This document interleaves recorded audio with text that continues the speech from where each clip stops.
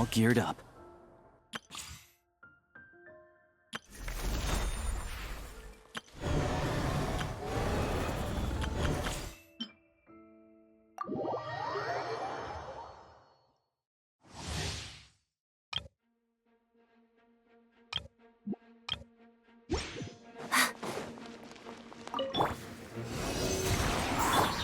Together.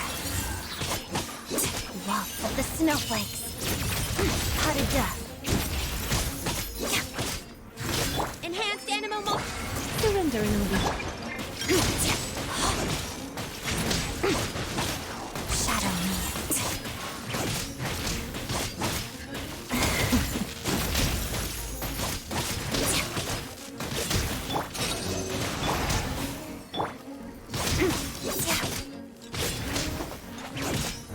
Together. Crystalline adagio.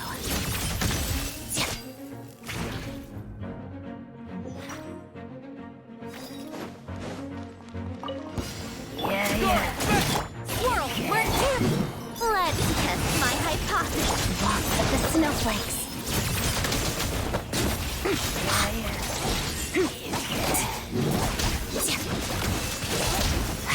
That's supposed to hurt. How tiresome. What a joke. Take a break. Crystalline adagio. It's doggy dog! Enhanced animal mod. Come on. Bullseye! Let's test my hypothesis. How tiresome.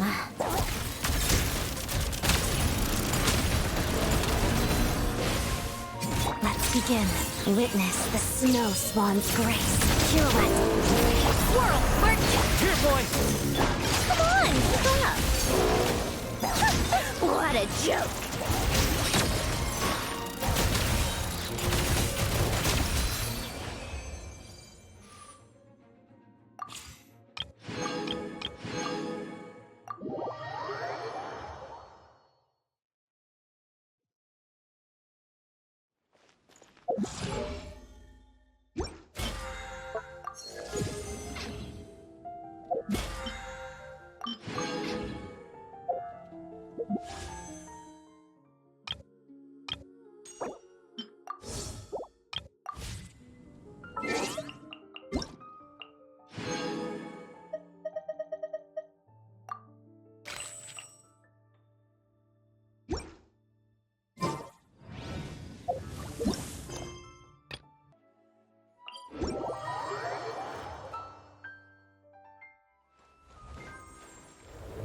And just like that, we're in Snezhnaya! Feels like we only just left, not cry.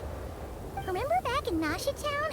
How all our friends came to see us off before we left?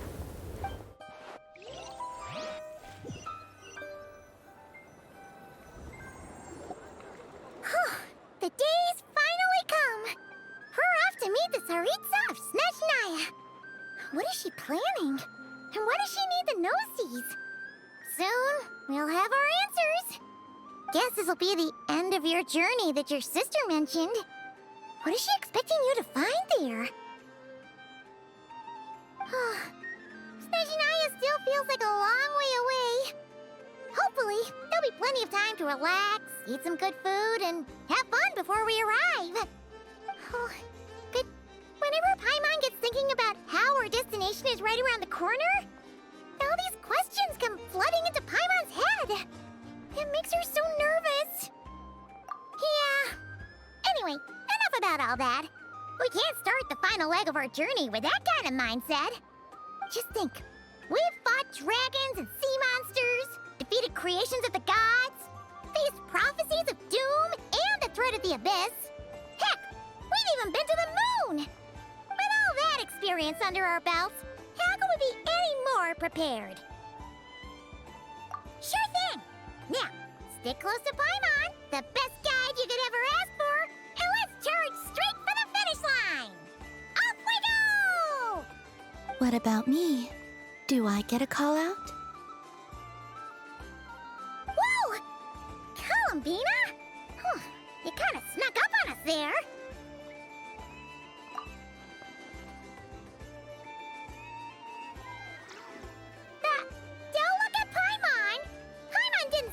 about this time. Oh, so it was you! Alright, guess there's no hiding it now. All your friends have gathered at the flagship to see you off. I invited Sandrone, too, but she said she had to go back to Snezhnaya. She must be busy. She had some nasty things to say about you before leaving. Would you like to hear them? She hasn't changed a bit. Alright, let's hear it. If they're heading to Snezhnaya, I'll bet it's to cause trouble for Her Majesty the Tsaritsa. Attending a farewell party for people like that would not be a good look for me right now. Also, please tell them not to count on getting help from a Fatui Harbinger in Snezhnaya. Our time working together was not terrible, precisely, but we're on different sides. So when you get there, don't do anything to make life difficult for both of us. Well, that definitely sounds on brand for her. The attitude, the reasoning. Alright, we'll do our best to keep our distance then. No, you've misunderstood. I think she means that she'd like you to go see her. As long as you don't make things difficult for both of you, you'll be fine. Huh. You really have to read between the lines with Centrone. Go on. Get to the flagship. Everyone should be there by now. I told Lauma that you once treated me to a truly unforgettable meal. Today, I want to return the favor. It's my gift to you. It's definitely nice to be treated, but hopefully by this point, you know that you don't owe us any favors. The moon of Nodcry will always give you a warm welcome.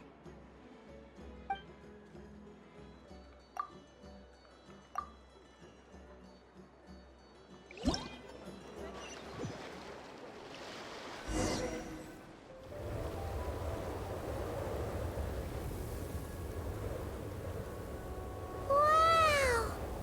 Pure white as far as the eye can see! It's so pretty! Come on, keep up!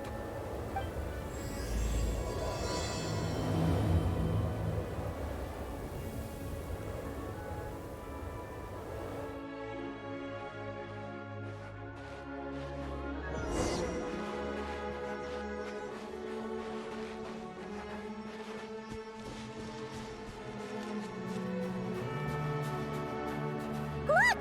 They look similar to the ones in Nodcry! You know, just minus the effects of Kuvaki. That's a sure sign that we're officially in Snezhnaya now.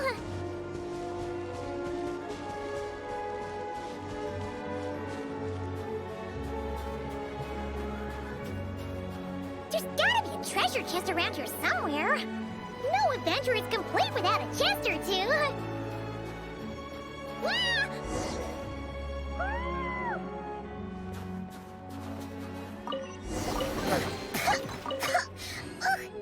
Paimon got a mouthful of snow! Ooh, it's so cold! Paimon's gonna snuggle up to you for a bit to get warm!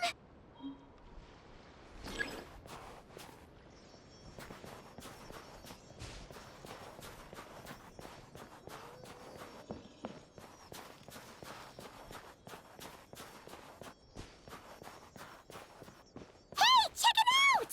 Those are bears, right? Oh, look how big and fluffy they are! So cute! Quick, take a picture before the moment passes. Right here. If we get any closer, we might scare them away. Let's see how your camera skills are these days. Whoa, wait a sec. Paimon sees something. Come on, quick! It looks like a train carriage!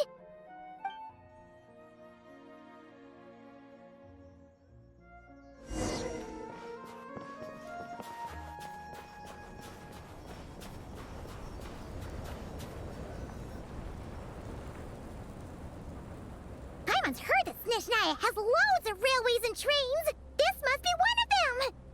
But why is it abandoned? Ooh, it's still so cold. Ooh, I don't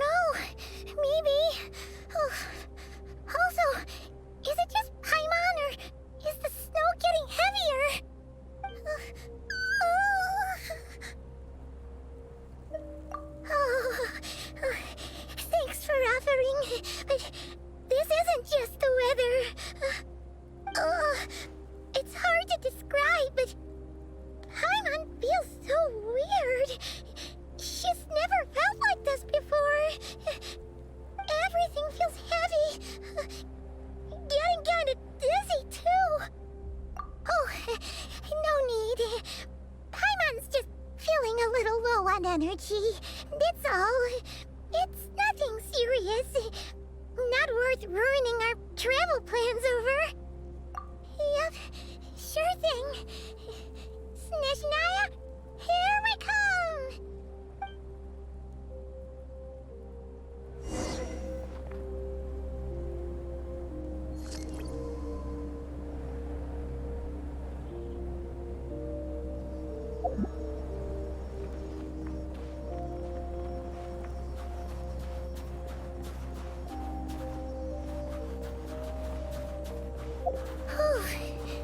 Seems like...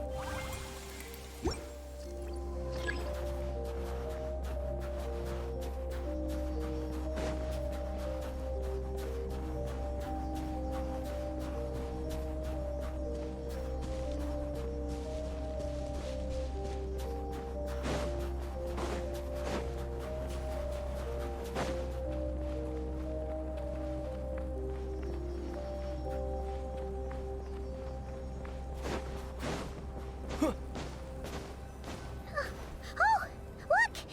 There's a cabin over there! Phew! Let's get out of this storm!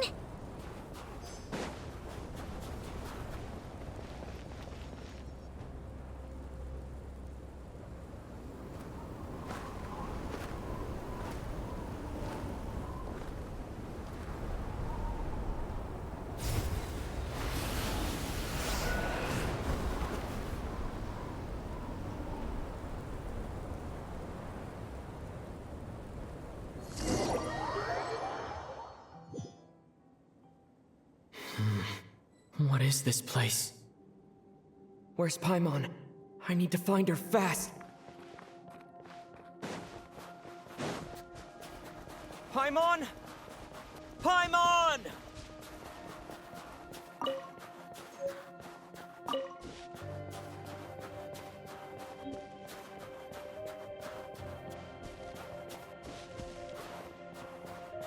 That's strange. Where could she be? I guess I'll try further ahead. Hang in there, Paimon.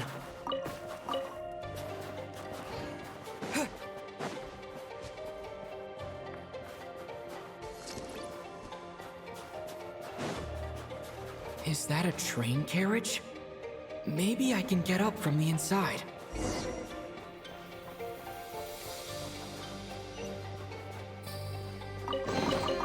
Is this an answer from this world?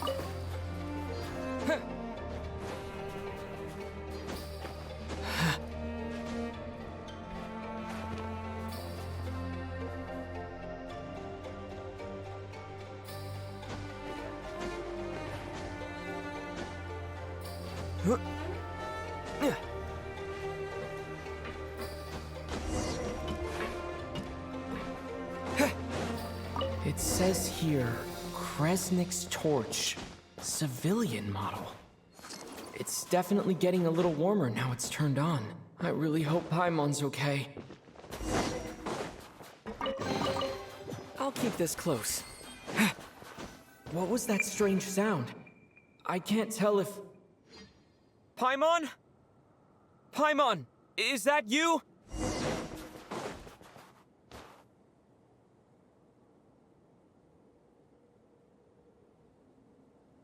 Incoming entity detected. Authorization granted. Initiating original. Hello, Descender, who's reached the eve of tomorrow. Eye of Grey at your service. Time since last activation. Time measurement unavailable due to the influence of... Anyway, it must have been a very long time. I was born to fulfill a mission. To reach tomorrow. To this end, I must... Strange. What was it? Wait, my body? Huh? Why is my body like this? Apologies. After a long period of inactivity, it appears that a lot of data has been lost. Anyway, I was created so that humanity could reach tomorrow. But I am unable to load further details at this moment. Nevertheless, serving humanity remains my primary objective. If you could please enter your information into the system. I have detected a drop in your surface body temperature. You cannot remain active in this state for much longer. In accordance with my preset programming, upon reactivation, I must ask the one who awakened me the following question. Will you accept me, Transcender?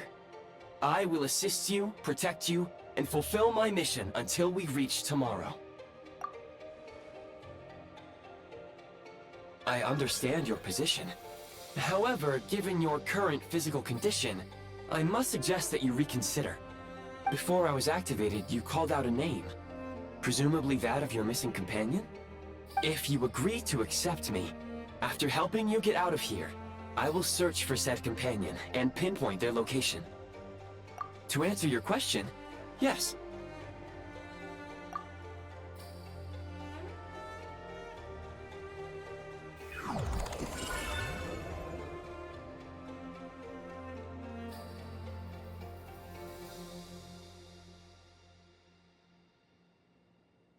You have made a very wise decision.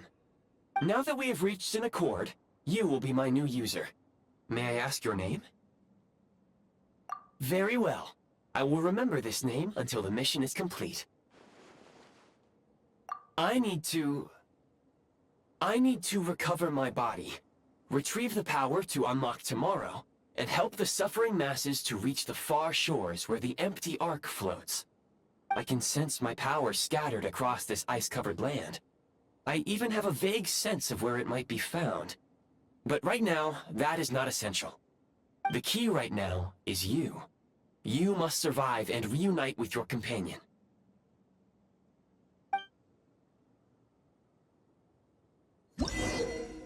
You may now execute the command, Demolish. Use it to Prime Ice Unit count has been updated.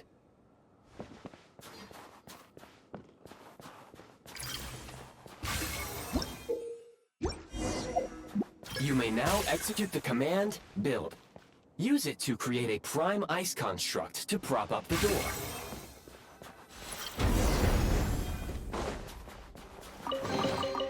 Is this an answer from this world?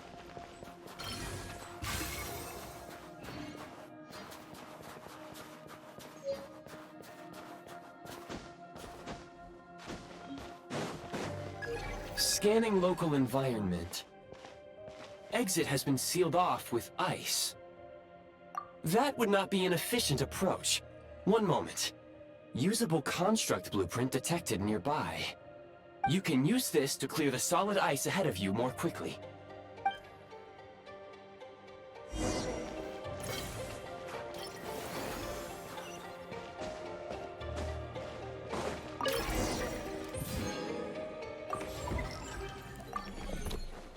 Construct blueprint added to records.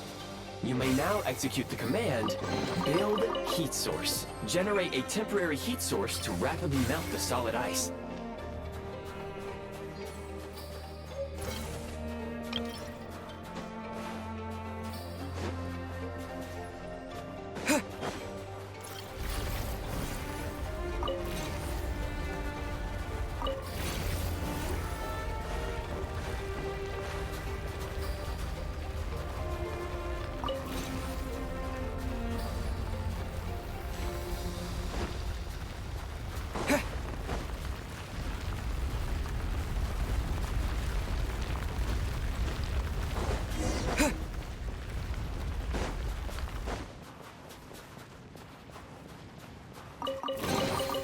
Is this an answer from this world? My scan indicates the path is straight ahead.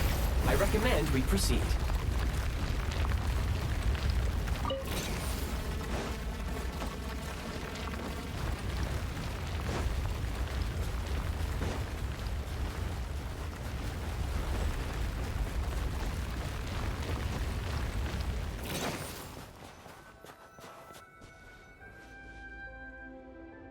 Kresnik Crystal located. Please collect at your earliest convenience. The recent construct you built provides highly efficient heating by utilizing the unique properties of Kresnik Crystal. Unfortunately, Prime Ice constructs have a very short lifespan and cannot be stabilized during the development period. Hence, the authorization to use Kresnik Crystal was granted. That said, I have already forgotten what warmth feels like. Yes. Perhaps then, we can warm ourselves by the fireside together. But for now, all you need to remember is this.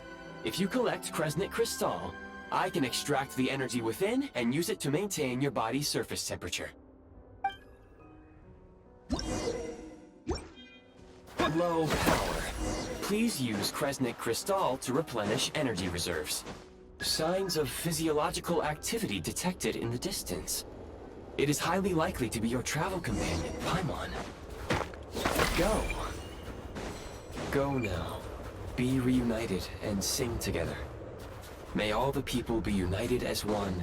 May all of life rejoice in unison.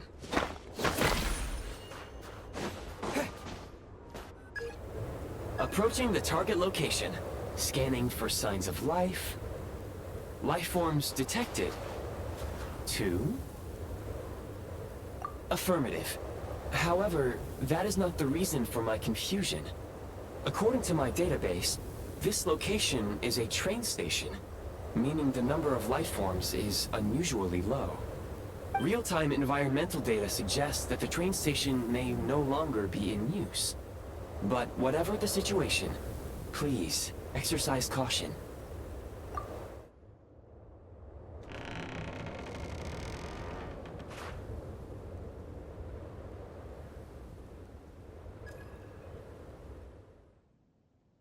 Paimon!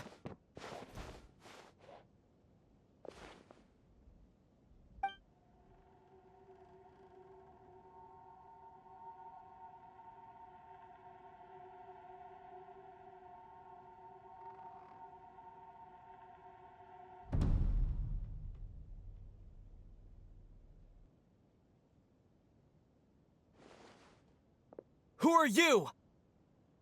Don't worry. She's only sleeping. You must be the Traveler. She called your name repeatedly while attempting to battle her way through the blizzard.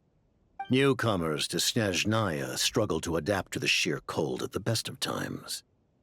Lately, even the locals are suffering, with a powerful monster having summoned a bitter snowstorm.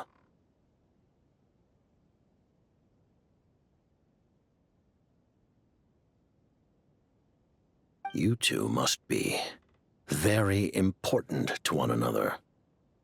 You should take more care not to get separated. Your eyes. Are you Conrian? There are indeed some Conrians left in this world who survived the cataclysm.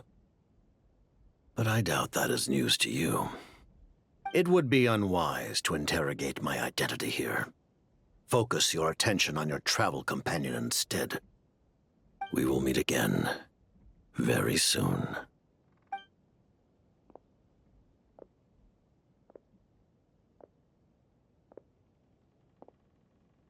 The unidentified subject has now left the area. He appears to be an individual of great significance, but my search has yielded no relevant data. I will try searching the database again. Against the odds, your companion is safe and sound. The other person even left a blanket for her.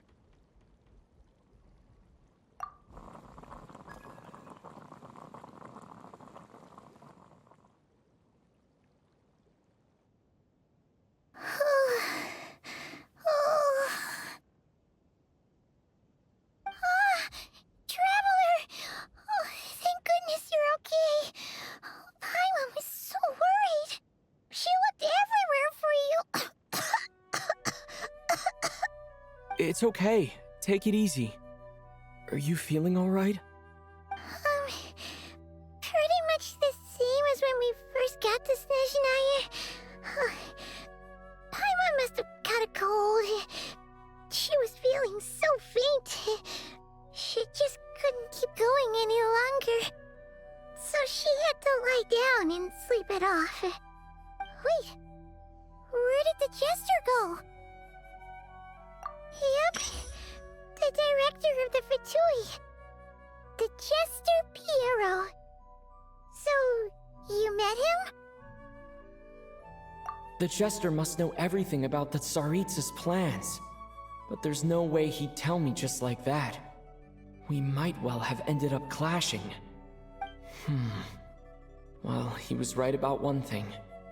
Right now, the most important thing for me is to take care of Paimon while she's unwell. He had no intention of explaining his motives, and he left in something of a hurry. Hey! What the? Who is that? It looks like half a pair of goggles. How amazing! A self-aware, talking pair of goggles. Snezhnaya was once the land of the Fae. There are many ancient creations here that I'm sure would broaden your mind further still. Mind you, my database is also expanding as we speak. You must be a rare creature yourself. Oh, wow! Well, thank you so much. You've earned yourself some of Paimon's favorite candy. Oh, but by the looks of it, you probably can't eat that, can you? Goodwill detected. Instead of candy, perhaps I can suggest my preferred strategy. Please clean me regularly to keep me operating at peak efficiency. Oh, that makes sense. Every pair of goggles needs wiping clean once in a while. Sure thing, mister. Anyway, back to the Jester for a second. Paimon's still confused about something. When he first showed up, he already knew Paimon's name. And he acted like he expected Paimon to know who he was, too. Paimon could tell that he was Conrian from his eyes. And he definitely seemed like someone pretty important. But beyond that, Paimon didn't know anything about him. It was only later, after he rescued Paimon from the snow, that he properly introduced himself. That's the only reason Paimon knows he was the Jester. Oh, seems unlikely. He ran into the snow following the sound of Paimon's voice, with a really anxious expression on his face. He didn't act like someone who knew she would be here in advance. And after bringing Paimon here, he just stared out at the snow. He didn't do anything to Paimon at all. In fact, he barely said anything. Wouldn't even answer any of Paimon's questions either. Paimon didn't feel unsafe around him, and he didn't seem to have any ulterior motives. For all we know, he might have just ignored Paimon's questions so she'd give up and go to sleep. Please allow me to interrupt. Fatui and director are unfamiliar terms. May I ask for clarification? Wait, you've seriously never heard of the Fatui? Oh, they're like the Tsaritsa's inner circle. Really powerful people. And the director is their boss. Understood. Since they hold elite positions and serve their god directly, it stands to reason that they would conduct themselves with due decorum. I am inclined to agree with your assessment, Miss Paimon. I did not detect any ill will from the gentleman in question.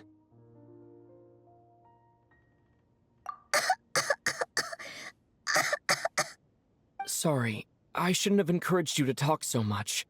Paimon, new plan. Let's get out of Snezhnaya for now. We can come back after the weather clears up and you're all better. The Jester mentioned that this snowstorm, being the work of a monster, is worse than most. Even if we made it to Snezhnagrad, we'd still have to wait out the storm before we could do any exploring. Oh, well, it's really nice of you to look out for Paimon, but she doesn't want to hold you back. We were really psyched up for this journey when we first set off. Just think of all the burning questions we have. If we turn back now, knows how long it'll take before we finally get answers. Further information is required regarding the monster situation. But objectively speaking, there is another, more pressing issue at hand. At this point, we have traveled a significant distance into the blizzard. Were we to turn back now, the road would be extremely treacherous, especially since we would need to travel on foot. If, however, we continue onward, there may be a better solution. Do you remember what I said as we neared this location? I told you that this is a train station. While it has evidently fallen into disuse for unknown reasons, the tracks remain intact. We can break through the blizzard and forge ahead by driving a train. That is the Snezhnayan way. There is a small town up ahead, which would be the perfect place for Miss Paimon to rest and recover. Paimon thinks Goggles here makes a great point. Let's do that! Oh, come on. Don't worry. Think of all the traveling we've done so far. When has Paimon ever gotten sick before? Practically never. 'Cause she's in great shape. Sure, she's a little tired right now, but it's sure to clear up on its own. Affirmative. Should you ever need my assistance during your future adventures, please call for the Eye of Grey whenever you wish. Otherwise, I will remain silent to avoid causing any unnecessary distraction. Now, please follow me to the train tracks.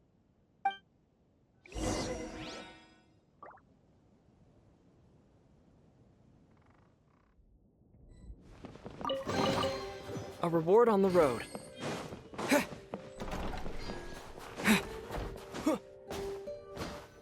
Please confirm when you are ready to depart.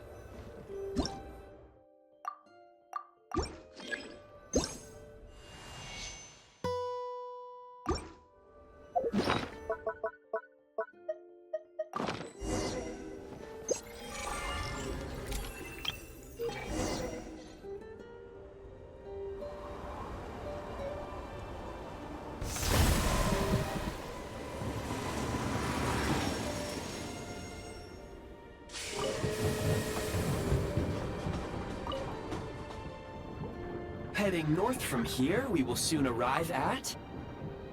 Wait, there's an error message. Could not detect clear tracks. What exactly does clear mean? Brace for impact, friends! Preparing to enter impromptu flight mode.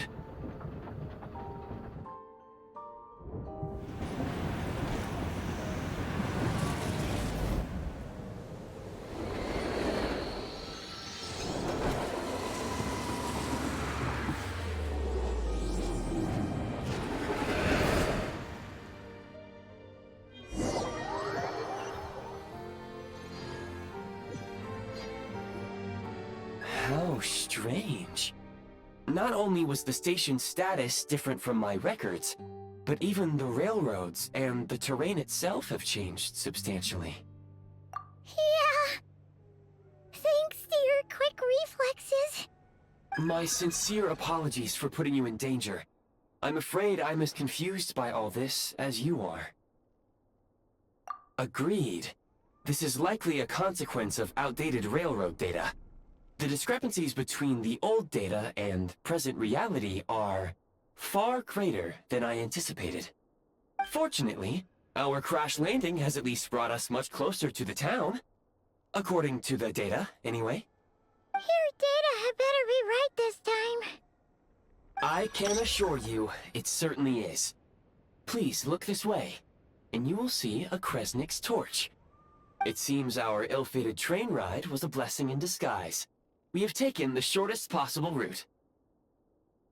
Rest assured that I will take user preferences into account next time I plan a route. Next time, I will get it right.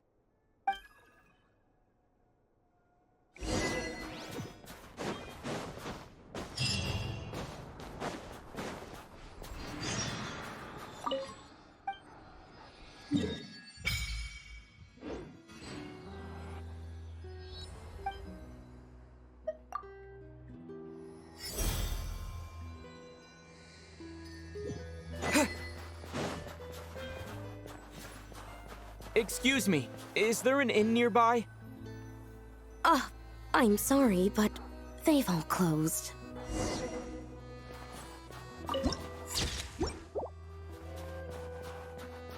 Sorry to interrupt. We're looking for a place to stay. I can't even afford to warm my own house, let alone run a business. Excuse us. Is there anywhere we can stay around these parts? I'm afraid not. You'll have to try your luck somewhere else. All we can do is wait for the next shipment of Kresnik Crystal to get here.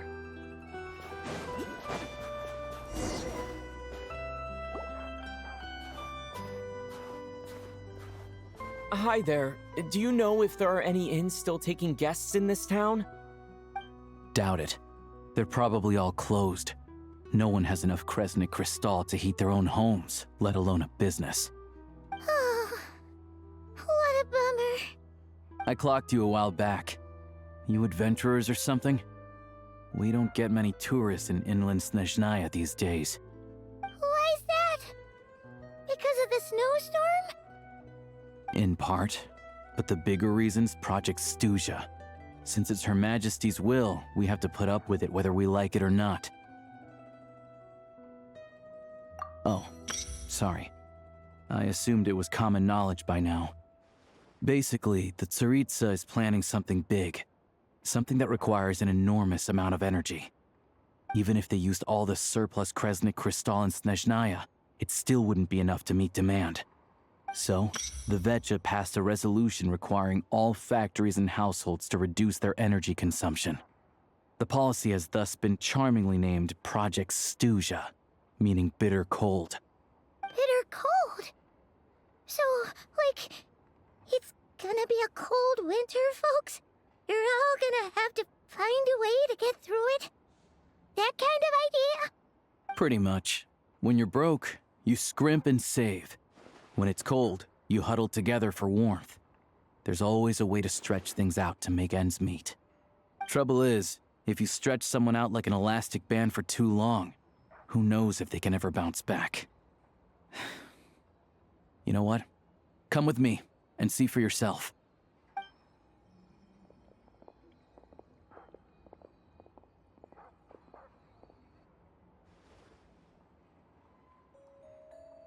Can you please explain to me why the price of Kresnik Crystal has gone up by 1/3 again? Even as our purchase quota has gone down. You only come here twice a month. This won't even last us a week. The supply and pricing of Kresnik Crystal are based on current production volumes and price data. We Fatui are only responsible for delivery and security. I'm not in a position to explain to you how the figures are calculated, but I assure you, they are as fair and reasonable as possible. Oh, so our lives mean nothing to you? How can you expect anyone to survive a single night in this weather without heating?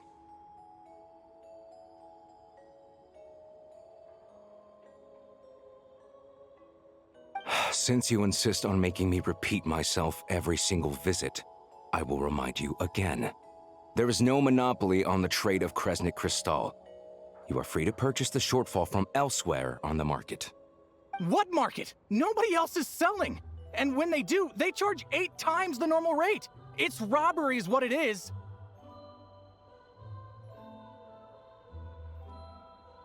Which is why the Snezhnagrad Veche passed a resolution to support border communities, without which you wouldn't even be able to buy crystal from us to begin with. So if you're here just to argue, move aside and let the next person in line come forward. Everyone's feeling the cold here. You... All right, everyone, let's calm down for a second. A few words, if I may. We're all subjects of Her Majesty the Tsaritsa, and I'm sure every one of us is dedicated to her great cause. We all know how cold it is, and the more it snows, the harder life gets.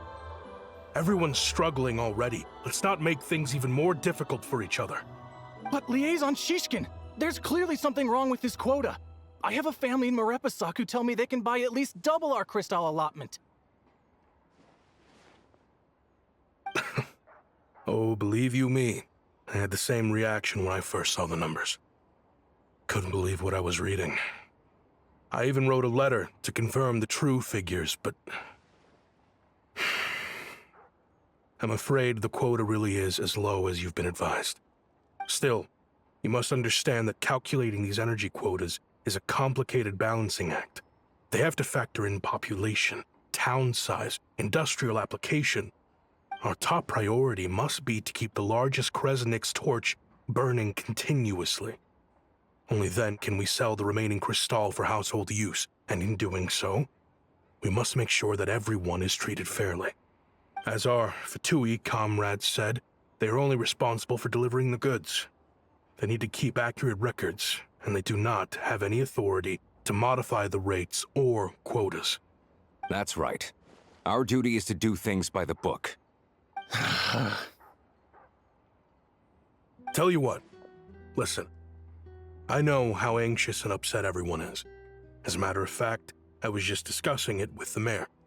What we can do is open the lower combustion chamber of the Kresnik's torch to the public. You can come to me directly to register, and I will allocate time slots accordingly. I can't guarantee there'll be ample energy for household use, but we can at least make sure you'll be able to boil water and cook food each day. Let's hang in there and make this work together, all right? Fine. I don't see any alternative. So, this is Project Stuja in action, huh? Oh, no wonder nothing's open for business. People are barely getting by. You were looking for an inn, right? For your, Fae friend?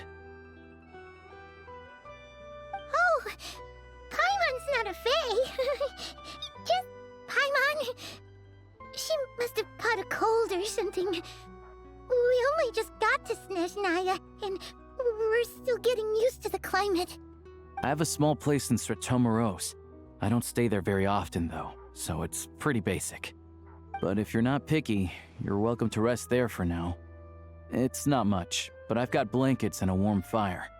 Are you sure? Oh, that's really kind of you. All right, then. This way. Hello, I'm Alosha. I'm a hunter. Though, if you've talked to any highwaymen, you might have heard a different side to my story. But anyway, let's keep that between us for now. Accelerating.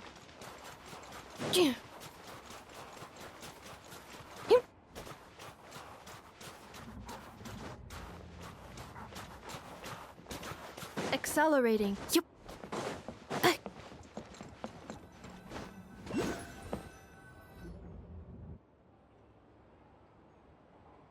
Oh, so cozy and warm.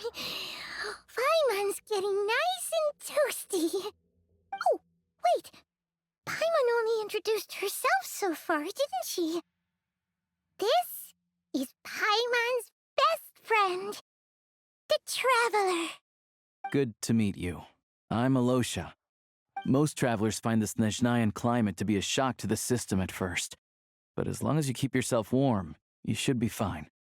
Still, you should keep an eye on your condition. When people are too quick to dismiss a cold, it can easily end up turning into something more serious. Don't say that. Paimon's too young for chronic health issues.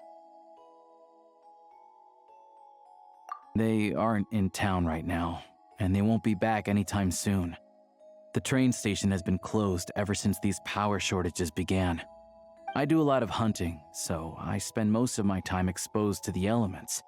But even the animals wouldn't survive long in a storm like this, let alone a hunter. Nothing to do but sit tight in town until the weather improves. I get that you're in a hurry, but even if the station were open, that doesn't mean there'd be any trains. We could end up stuck here for a long time, I'm afraid. What? Your own train? Wait, hold on. That train? The one that suddenly fell out of the sky and crash-landed on the ice? Oh, we got lucky and found it in a cave. Oh, then our luck ran out and we had a little accident. Pretty crazy for a random find in the mountains.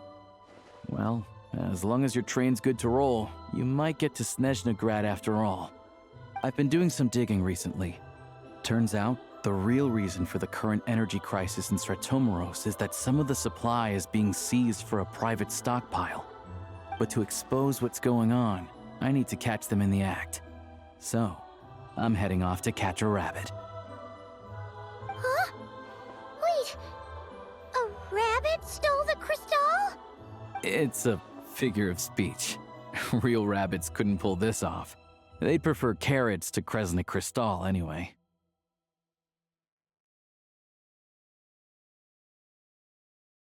Shishkin, Mr. Positive Attitude, let's all get along now, shall we? Him? Really? Paimon never would have guessed.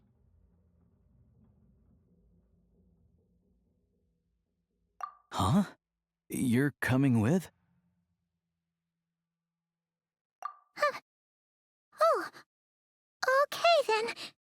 Just give Paimon a second to get ready. Alright. Guess there's no point pushing myself. Paimon will stay here and hold the fort then. Be careful, you two. Oh yeah, there's one more introduction to do. Tagarin, get in here.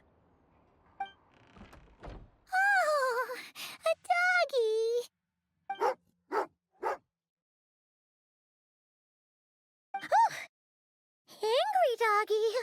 Oh, Tagarin doesn't like being petted then. He likes to think he's above that kind of thing. He's my hunting partner, so he'll be joining us when we head out. Carrots aside, we'll need to stay completely undetected. We can't risk spooking our rabbit, or there's no telling which burrow he'll scurry back into. First, we need to find a way into the train station and see if we can find any real freight data. Shishkin's figures can't be trusted. Then, we get Tagarin to catch a scent and find out which way the crystal went. What are you eating? Oh, check it out. When you're all out of carrots, try jerky.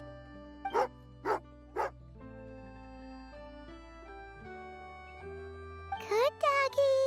Good doggy. A fellow dog lover, huh? Yep. And rabbit lover.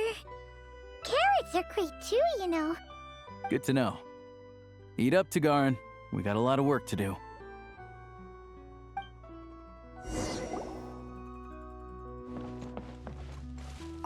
Paimon's just gonna stay here and get some good rest. You guys, be careful out there.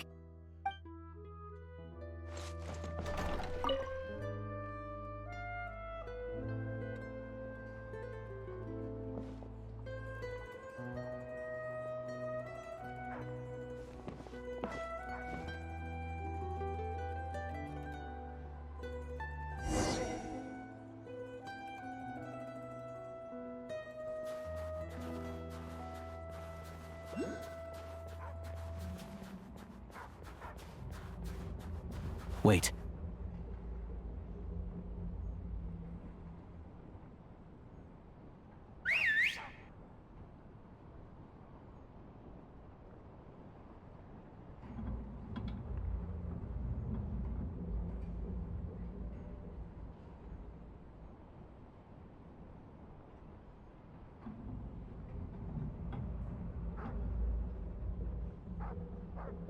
Nice work, Tagarin. Come on, we'll go around.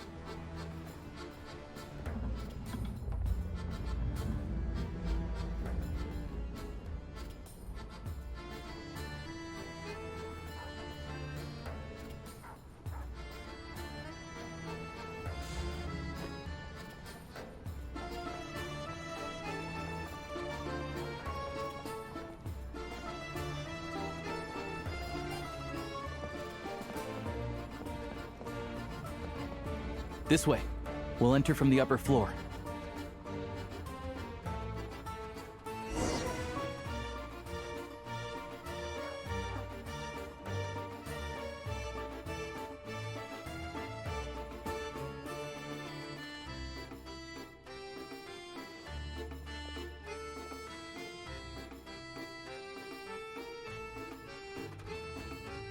There we go.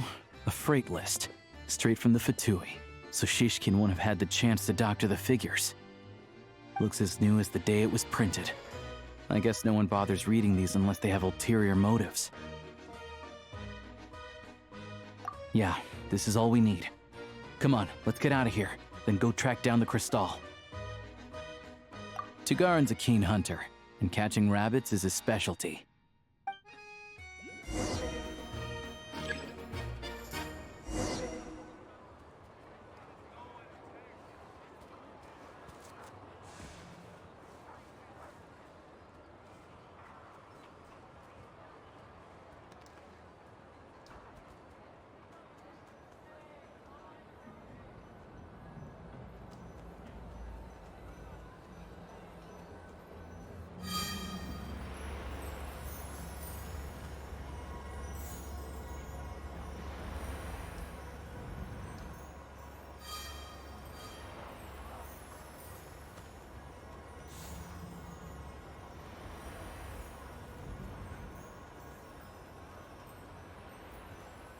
Anywhere there's a stove, there'll be the scent of Crystal.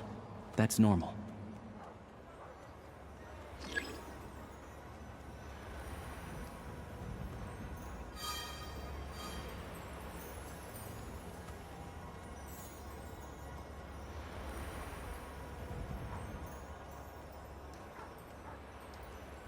Anywhere there's a stove, there'll be the scent of Crystal. That's normal.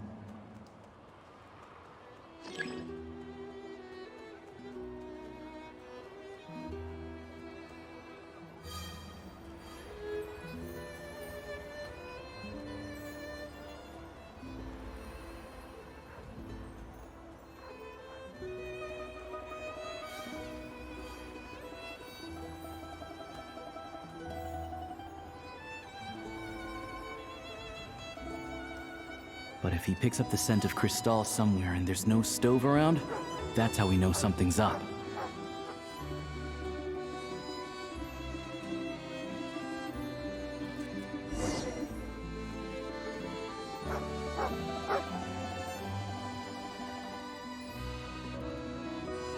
This must be the rabbit's warren. Good job, boy. Sure enough, there's a tunnel. You stay here and keep watch. I'm gonna take a look inside.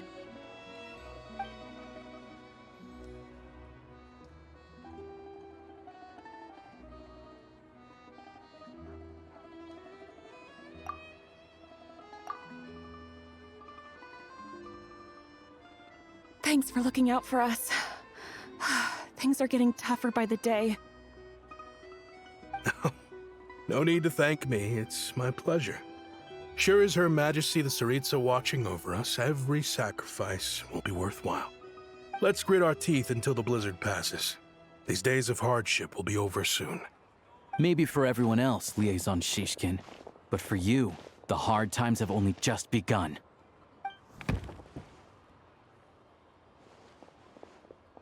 Huh? Who are you? What's the matter?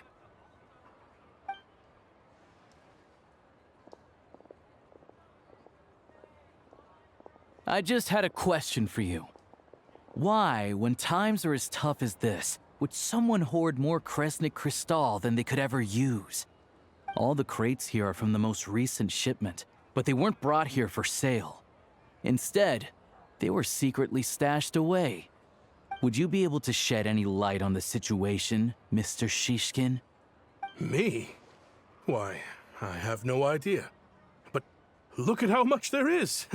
It's quite a godsend. Now there will be plenty to go around. This godsend was found in a cellar adjacent to your residence following a tip from Mr. Alosha. And this is only a fraction of what we found down there. We're still taking a full inventory. The official figures will be finalized shortly. I've always been grateful for your efforts to mediate between us and the townspeople of Sretomaros. But now, Mr. Shishkin, it appears you were the source of the conflict all along. How could you do this to us? We trusted you to have our backs. You've been lying to us this whole time? Hey, I owe you all an apology. I'm sorry. I'm so very sorry. This isn't who I am. Please believe me, this was a one-time mistake that I will never repeat. We all know how difficult life has been since Project Stuja came into force. Energy is an increasingly scarce resource. People everywhere are getting desperate. But some places have been hit harder than others. I grew up in Alatir, a small village with no train station. Deliveries of Kresnik Crystal have ceased there entirely. If nothing is done, they're all going to freeze to death. You know as well as I do how downright impossible it is to buy Crystal these days. The thought of my poor mother and father, with no one to help them, I felt so afraid. I watched as energy grew scarcer by the week, all the while knowing that their lives were at risk. Then one day, I looked at the Crystal shipment in front of me, and a terrible, selfish thought entered my mind. Looks like I'm just not cut out to be a criminal. I'm so sorry. Once the Fatui have finished their count, you'll see that the numbers match their waybill.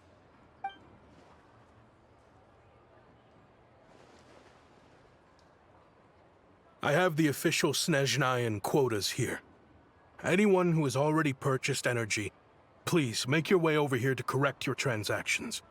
I'll make a batch purchase of Crystal worth 3 months' salary for you all to use free of charge. As for Alatir, I'll think of something else. You don't have to go that far. Yeah, owning up to your mistake is enough for me. You've done plenty of good for the community in the past. I'm not looking for a handout. Drop the act. You claim this was a one-time mistake, but the real reason there's only one shipment's worth of stolen Crystal in your basement is that you have an accomplice. Reporting in, sir. We've conducted a full search of the mayor's house. As expected, we found many crates full of Crystal, half of which were still in their original shipping containers. This wasn't your first time at all. You've been colluding with the mayor of Sretomaros for a long time now. The train station's currently out of service, but it does open for a short window every time there's an energy delivery. And every time a train pulls in, you're there on site to take inventory and oversee the workers unloading the cargo. The mayor handpicks said workers. Per his instructions, they transport the Crystal by tunnel at night to the mayor's house, and he sells it out of town. But since he can't get the goods out of town by train, he had to arrange an alternative method of transportation. This meant slower sales, which gave me plenty of opportunity to catch him in the act. Wait, the mayor's involved in this too? Preposterous. What proof do you have of any of this? Basic math. I've spent a lot of time lately counting carriages as the snowstorm rages. Counting carriages? What? The energy consumed by a train depends on its total weight. And since energy is a limited resource right now, it's fair to assume that every carriage is packed full. So, if we take the energy required for the Kresnik's torch, add the sales figures you provided, then compare that figure to the train's theoretical cargo capacity, guess what? The numbers never match. It's always off by 1 or 2 carriages worth. This time, you set a new record. 3 carriages missing. You mean to tell me that you sat around outside, counting carriages, in this weather?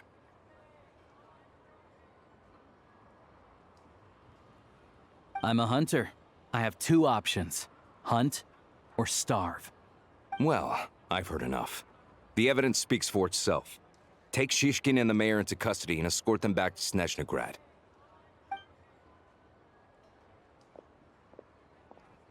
You cocky little brat! Ruining my business! Just you wait.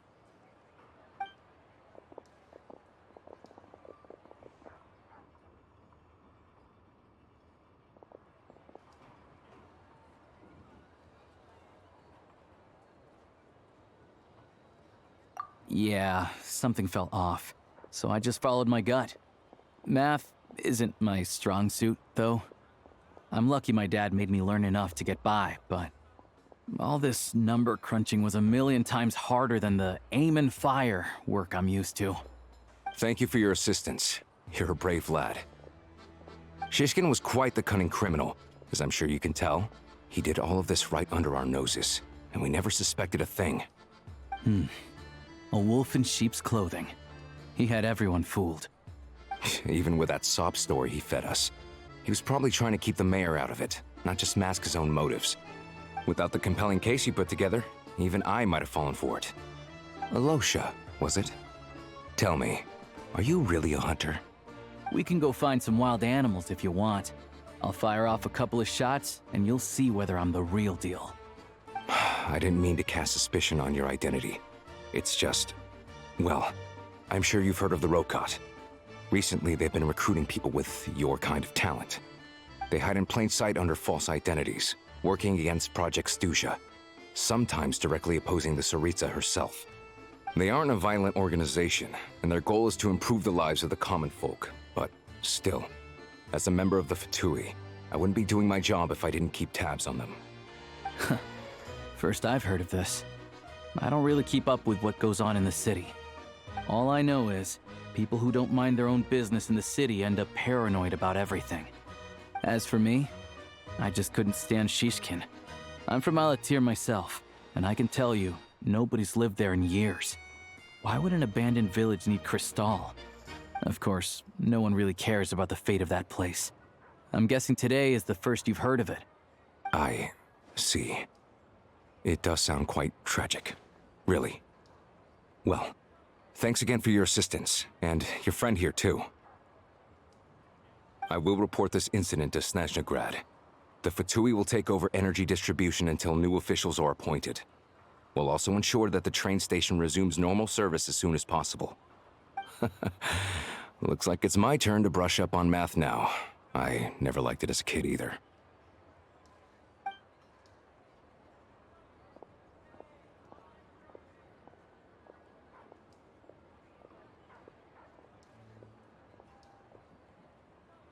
Don't mention it. Isn't the soldier overseeing the delivery supposed to verify the quantity of the goods? Was he just careless? Or was he being paid off too? Who knows? Excuse me. I'll take a share of Kresnik Crystal too. Thanks. I need to take a detour before we head back. There's someone I have to deliver this crystal to.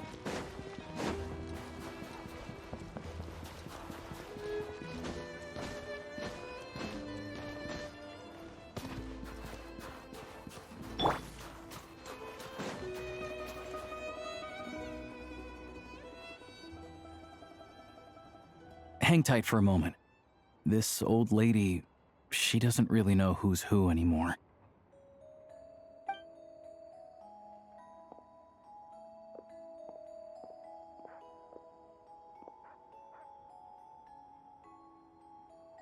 Oh, grandson. It's so cold today. You must be freezing. Ma'am, it's me, Alosha. Alosha? Alosha who? You know me. I came by earlier today. Cleaned the ashes out of your stove, gave you some warmer bedding, and washed your back.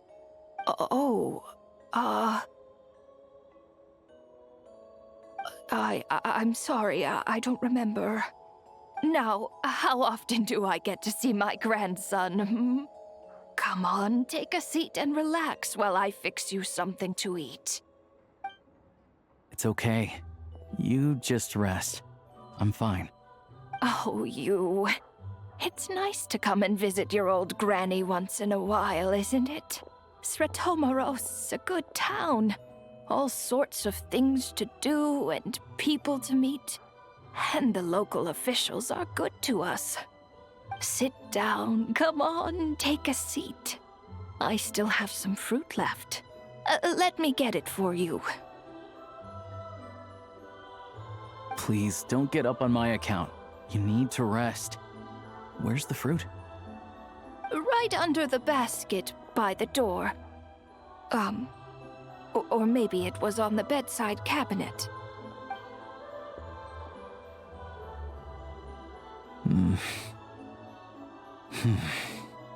Well, grandson dear, do you like it?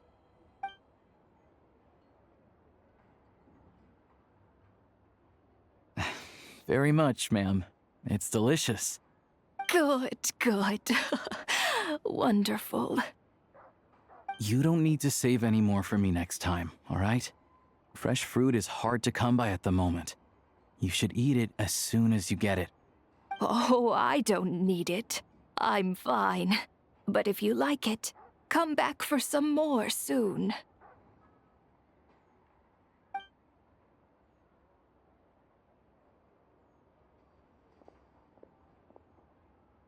Some kind soul must have given these to her. But she always saves the nicer things for special occasions. I met her at the market back before her health began declining. She was a lovely old lady. We're from the same hometown. Not many people have heard of Alatir. And if they have, it's usually for all the wrong reasons. There's a gang of highwaymen that came from there. Now that it's an abandoned village, it's rare to find anyone who shares fond memories of our hometown. So after we got talking and realized we were from the same place, we decided to keep in touch by letter. I first learned of Sretomoros' energy supply problems from a passing comment in one of her letters. Then, after her health went downhill, I started visiting more often to check in on her. The town's been in decline for a while now, but because of her memory problems, she thinks of it as the bustling, prosperous Sretomoros still in its heyday. That said, I kinda appreciate her optimism. There's not much of it going around in this world of ice and snow. It's fine. Everyone grows old. In Snezhnaya, some people believe that in your final moments, you'll sense a familiar presence by your side. You turn to look at them, but their face is blurry. So you focus hard, trying to make out who it is. And when you finally see their face, the Grim Reaper reaches out and takes your life. She still calls me grandson, though. So at least I'm not a blurry face in her world just yet. Come on, let's get back and see how Paimon's doing.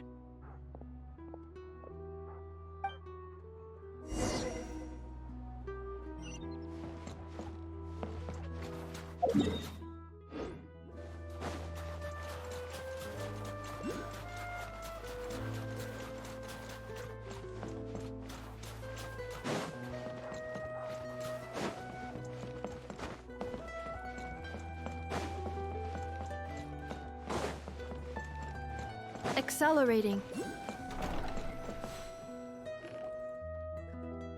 Paimon, we're back. Are you feeling any better? Yep. Paimon's not cold anymore, but she's still a little dizzy. Flying probably isn't a good idea right now. Paimon might lose her balance. But Paimon's sure she'll be fine.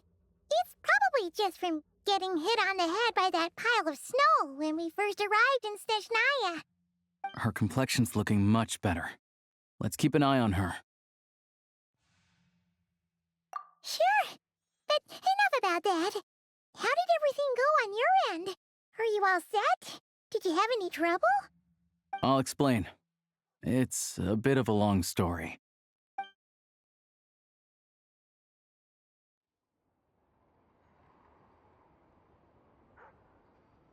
Jeez, you guys got pretty busy. Sounds like the liaison officer and the mayor were running quite an operation. Good riddance to both of them. It's a good thing you managed to catch them. So, You said the train station will open again soon, right? And everyone has enough crystal now? Yeah. Well, enough to survive at least. Project Snezhnaya isn't going away anytime soon. People will still have to scrimp and save to make ends meet.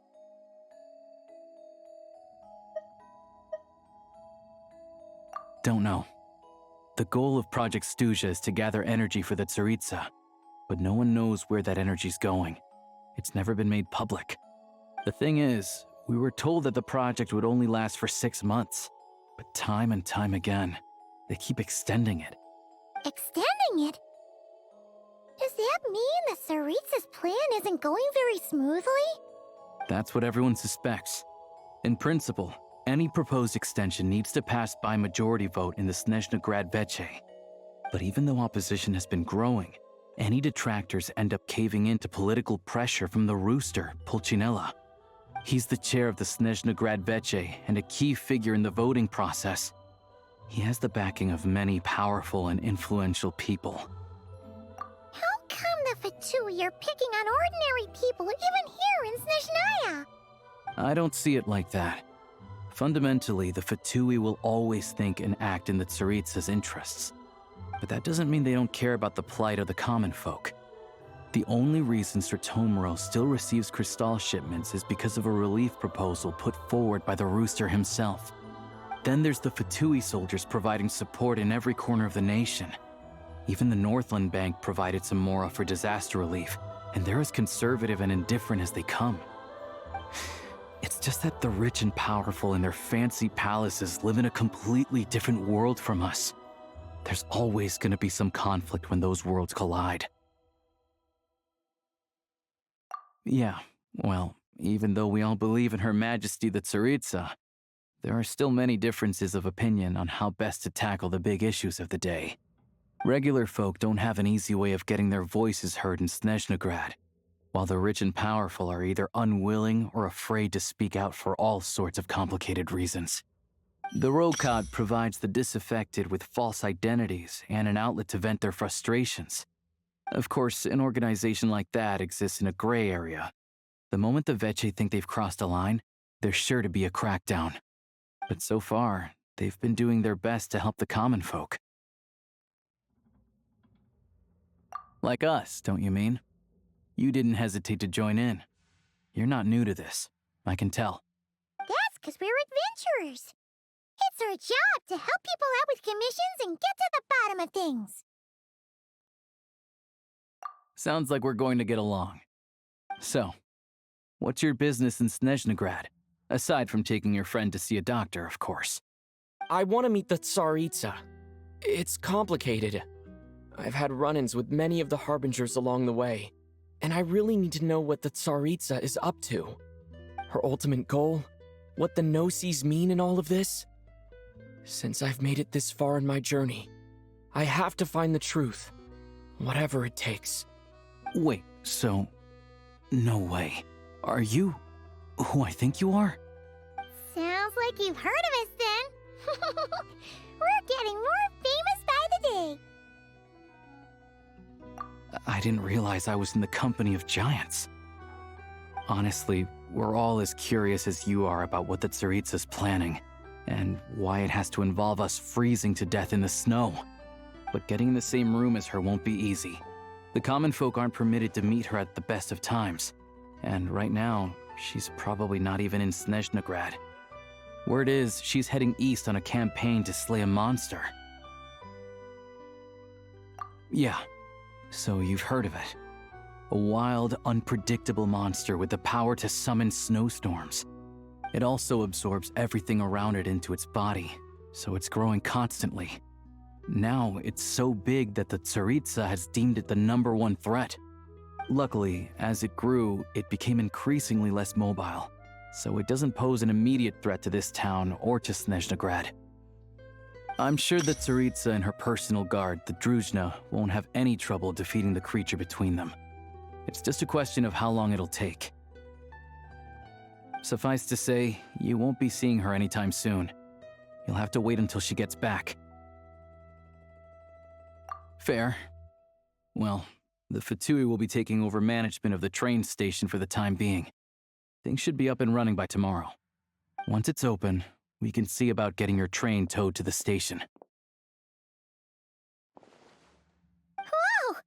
That's gotta take a lot of manpower. Are you sure we can talk them into it?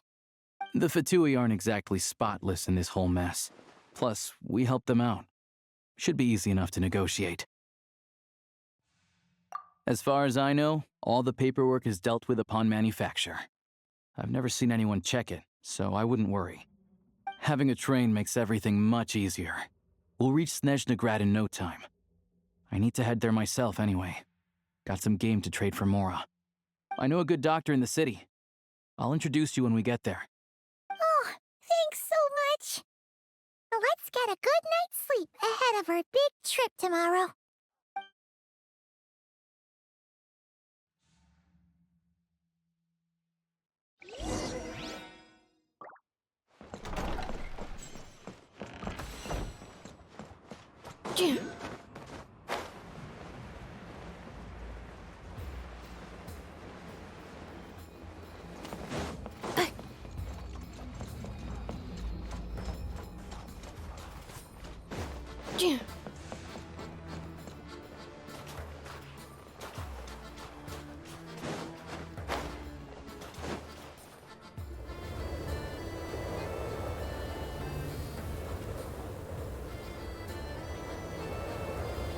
Drive carefully, all right? You don't want to end up in this situation again. Also, I don't think I've seen a train like this before. Is it a new model or something? Not a fan of small talk, are you? Anyway, take this. It's an up-to-date map of the Snezhnayan rail network. All the track switching is automated, so as long as the train's moving, you don't need to worry about collisions or anything. We'll leave you to examine the train's conditions yourselves. Fingers crossed nothing's broken. I doubt Sir Tomoros has any engineers with experience working on this model. Shouldn't be a problem. Thanks for everything. All right then. Have a safe journey. And make sure to check everything's working before you set off.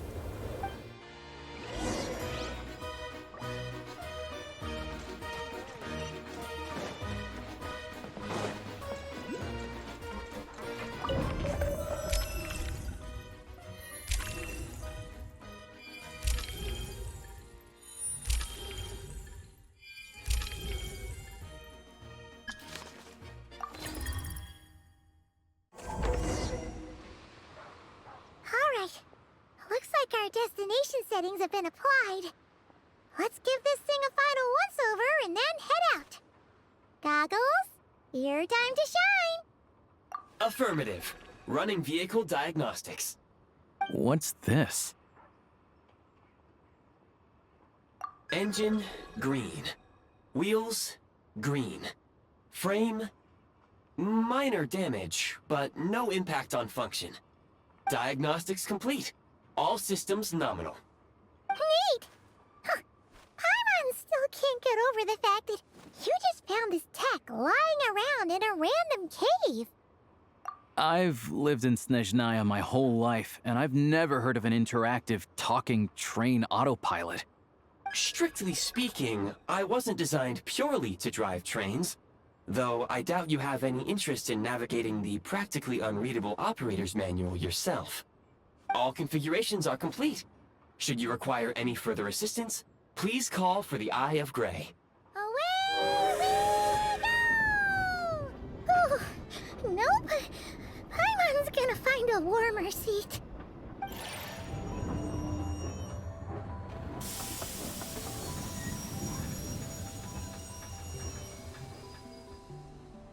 Huh? What's going on?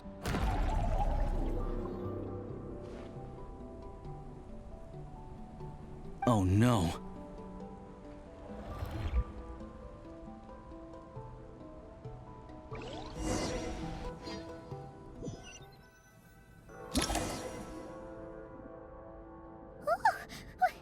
What is this place?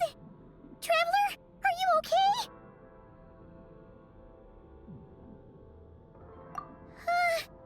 Paimon's still airborne, but it feels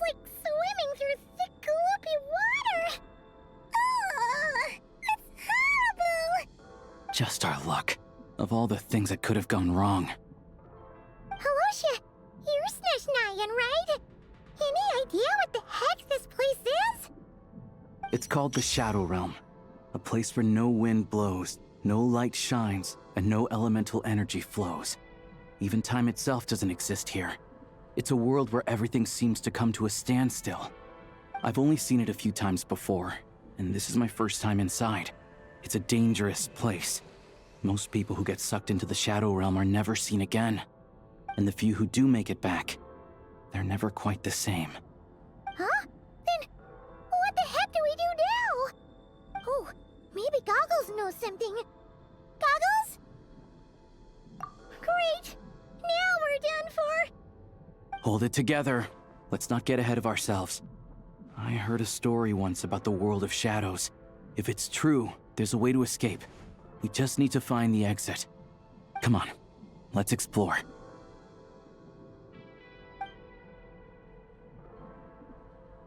Look at these Fatui! Just like they've lost their minds! Their shadows have been devoured. They're no longer amongst the living.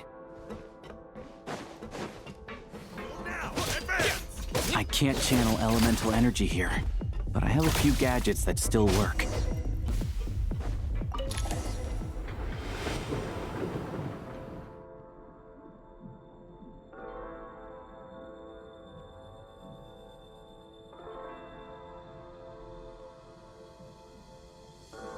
Wait! What's that blue thing? Is that... Goggles? Guess we'd better find a way over.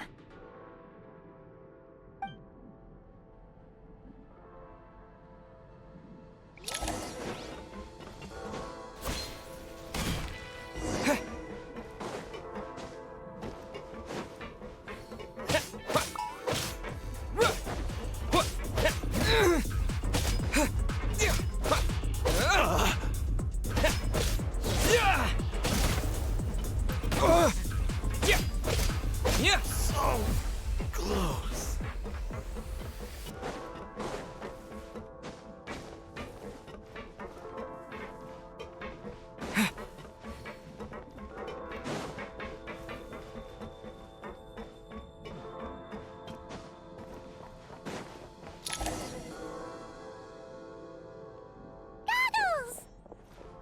Hello. I am glad to see the three of you safe and sound. For now, at least. But things aren't looking too good. Correct.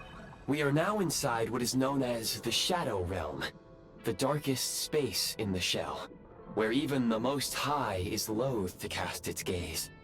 Time and space hold no meaning here. It intersects with the world of the Light Realm only rarely, like an air bubble that rises to the water's surface. We must leave this place before it sinks back down into the depths once more. Sounds like you have a plan. Yes. In fact, the very purpose of my creation was likely to... from the Shadow Realm. It appears that key data is currently inaccessible, but now is not the time to resolve that problem. I have marked the exit to the Shadow Realm for your convenience. In addition, I have prepared some equipment to aid you as you traverse the Shadow Realm, traveler. It may well be one of my core functions. Scan complete. Construction in progress. Activation code? We once peered into the past from the ruins of the shadows. This is what remains of the Golden City, Hyperborea.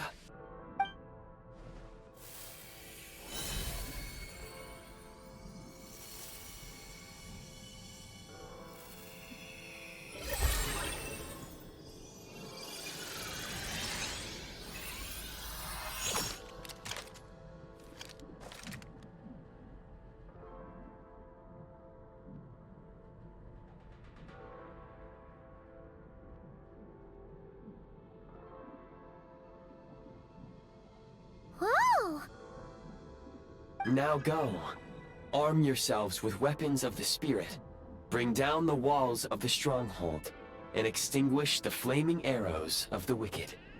Is this a gun? In the Shadow Realm, where humans cannot channel the elements, there once was one who, after much research and many attempts, found this to be the most effective means of attack. Let's go. We don't have much time.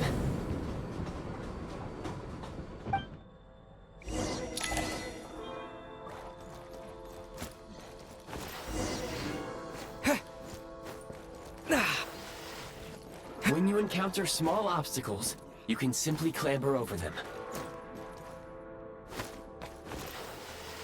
You can slide to navigate through low, narrow tunnels. Obstruction ahead. You may be able to use the explosives nearby. Shoot the explosives to detonate them and clear the path.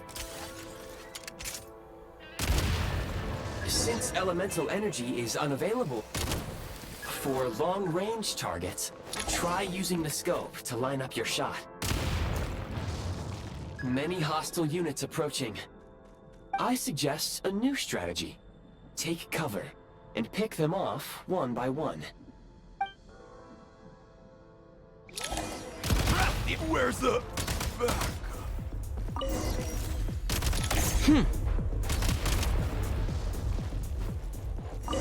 More enemies detected. Try attacking with the newly unlocked Assault function.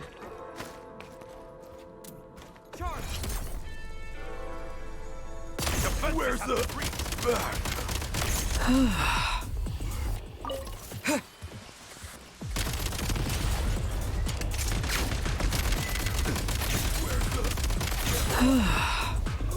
Need a refill. Aim at the freeze mark and pull the trigger to move using the rope.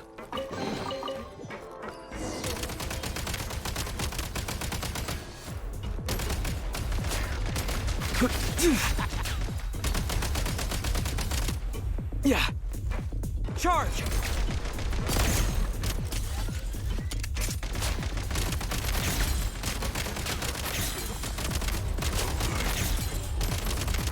Some supply points can restore a small amount of stamina. Press on.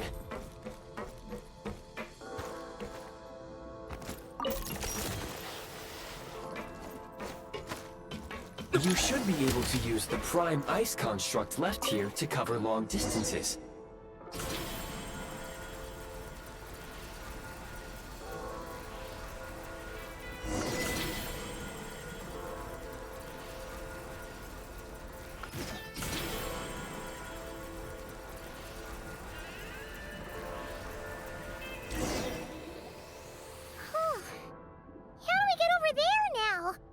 I recommend using this grappling gun.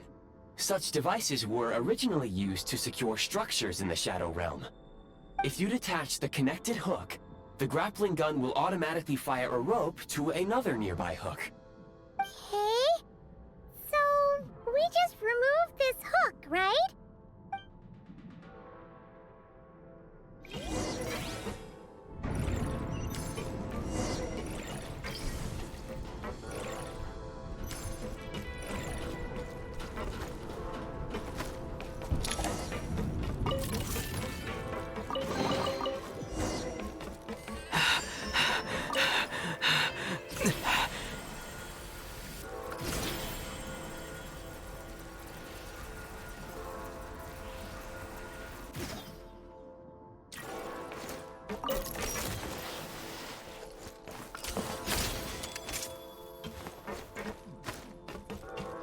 Back in business.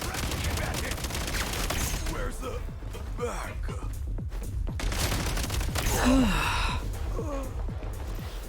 Sprint at the Prime Ice Launcher to reach high places with ease.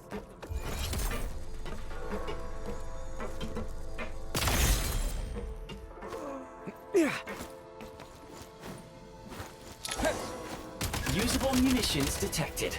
Frag crystal.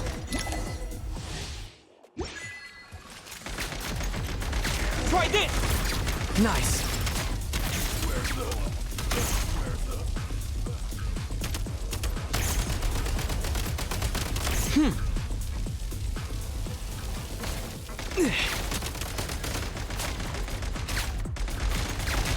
Try this!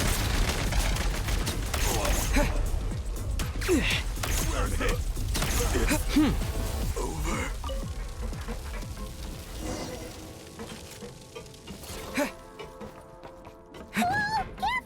Shift your center of gravity and slide down.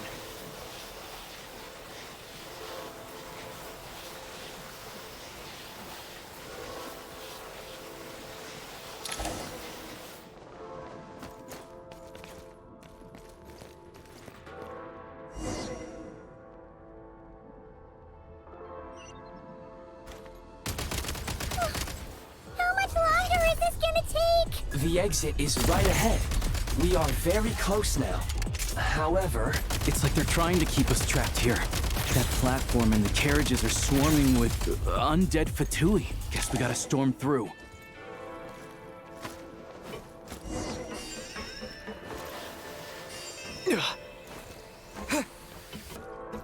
Try this!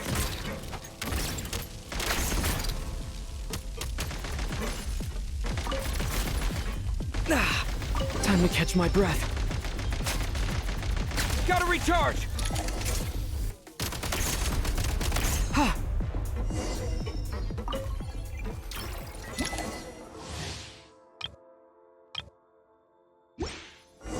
You may find switching to assault mode makes your attacks more effective.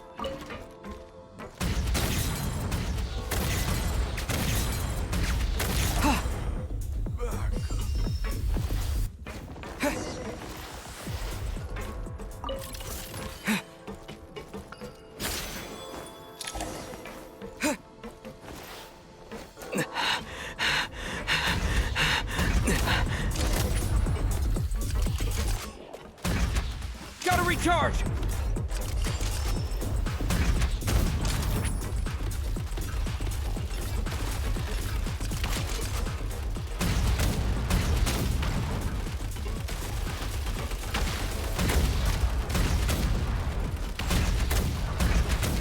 Need a refill! Come on! We're almost there! Huh? Why is everything shaking so much? Looks like the Shadow Realm is about to sink back down into the depths. The exit is right here. You mean this weird bubble thing? Wait, how exactly do we... No time to think. We just gotta go for it.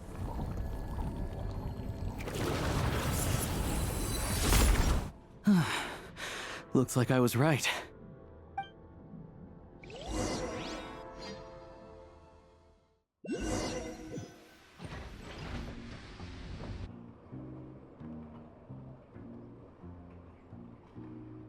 I can't believe the Shadow Realm manifested right on the railroad tracks. It's almost unheard of. Lucky we made it out. All thanks to you and that awesome gun. Ah, so you have heard of the Golden City before? Yeah, it came up a whole bunch in Nokrai. You're a pretty neat surprise in that sense, aren't you, Goggles? We had no idea they left cool gadgets like you behind. Make no mistake, it was a team effort. For a first-time firearm user, your performance was quite outstanding, far beyond my expectations. As Alosha said, it is highly unusual for the Shadow Realm to manifest in a place like this, but we should still watch out for similar dangers ahead. Oh, let's hope not. If anything else goes wrong with this trip, Paimon's gonna have train trauma for life. The Shadow Realm can appear anywhere, not just on the railroad. I am simply advising that we take sensible precautions. Now, if you wish to further calibrate and upgrade your firearm, you may do so over there, provided you have the necessary components. Please take a moment to catch your breath while I repair the body of the train. Amongst other things, this will ensure Paimon is a little warmer while on board. Oh, thanks, Goggles. You're a trusty train conductor. Well, maybe trusty isn't quite the right word, considering. Anyway, at least you get the job done. Yes, of course. And just like the Eye of Grey, I am sure it will be a great asset to you in your future adventures. If not the trustiest, then it will at least get the job done. Let's get some fresh air while the Eye of Grey fixes the train. Yeah, sure.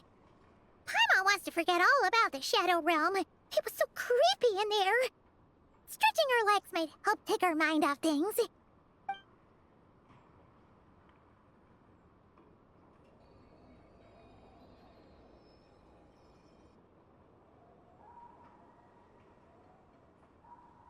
It's so quiet here for a train station. Not a person in sight. Just abandoned houses.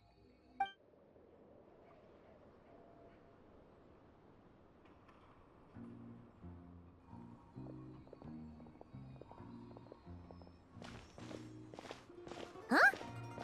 So much for repair? You've swapped our train out for a whole new model! My plan was to restore the train to its original appearance per my records as quickly as possible. Now that the repairs are complete, the train offers optimized performance and a significantly improved trendiness level. Huh. Didn't know trendiness was a parameter. According to my calculations, parameterization is the most effective way for the Eye of Grey to understand trendiness. Hyperborea, huh? I'm sure I've heard of that in a story somewhere. What an incredible little gadget you are.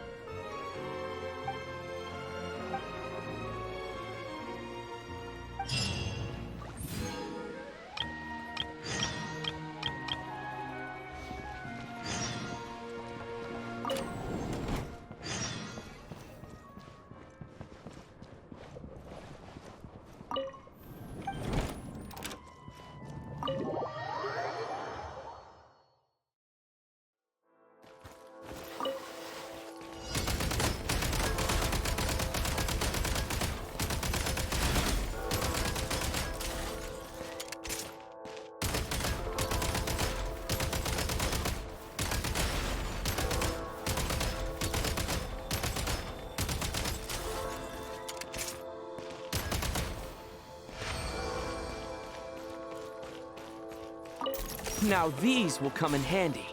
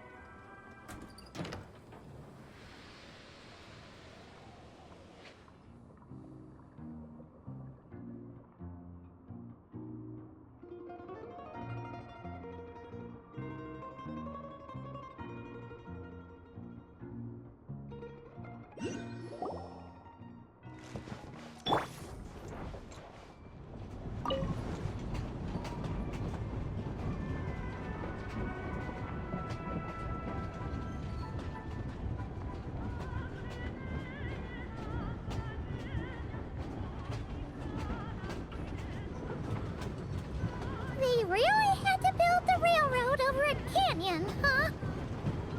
You might want to avoid looking down if you're afraid of heights. No, it's not that.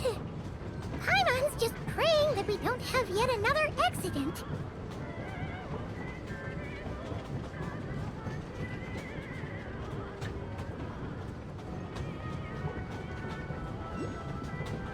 That mountain is breathtaking.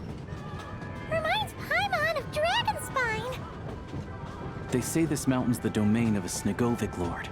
A lot of the Snegovic retreated there to live in seclusion, so it's a pretty mysterious place. You hear all kinds of stories.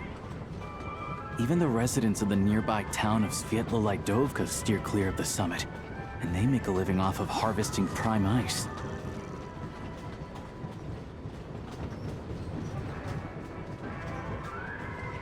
Look, Snezhnagrad's just up ahead.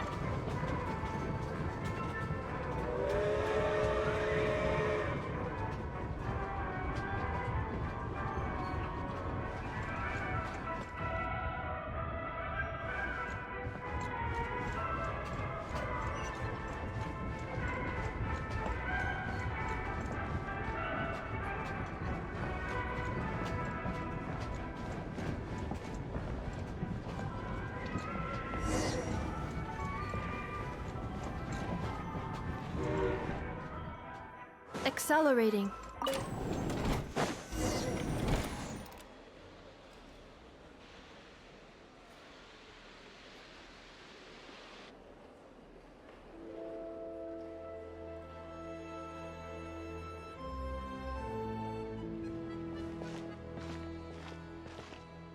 Here we are. Welcome to Snezhnaya train station, the biggest transport hub in the nation. Wow! It's so majestic! Just flying from one side to the other would probably leave Paimon out of breath! It's built for maximum efficiency, but yes, transferring trains here can be a little tiring. In the future, you can use this train station to travel anywhere you want in Snezhnaya. For now, though, come with me. Let's get Paimon checked out. This way. There's a lift car that goes straight to Sapoliarni.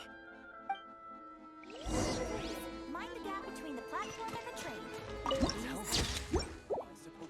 The latest, most exclusive news. Get yourself a copy!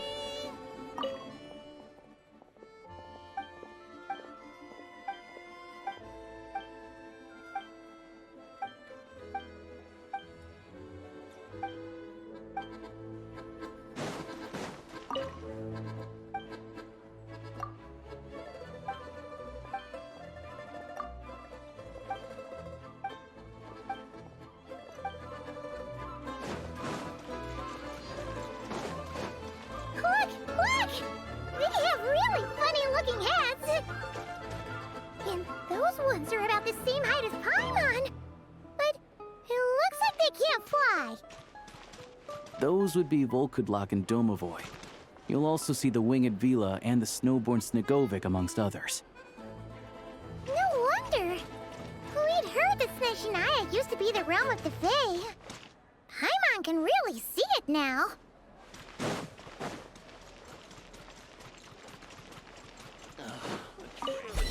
That can't be possible. Tell me it's happening again. You see, you've heard about it too? You're not wrong about that.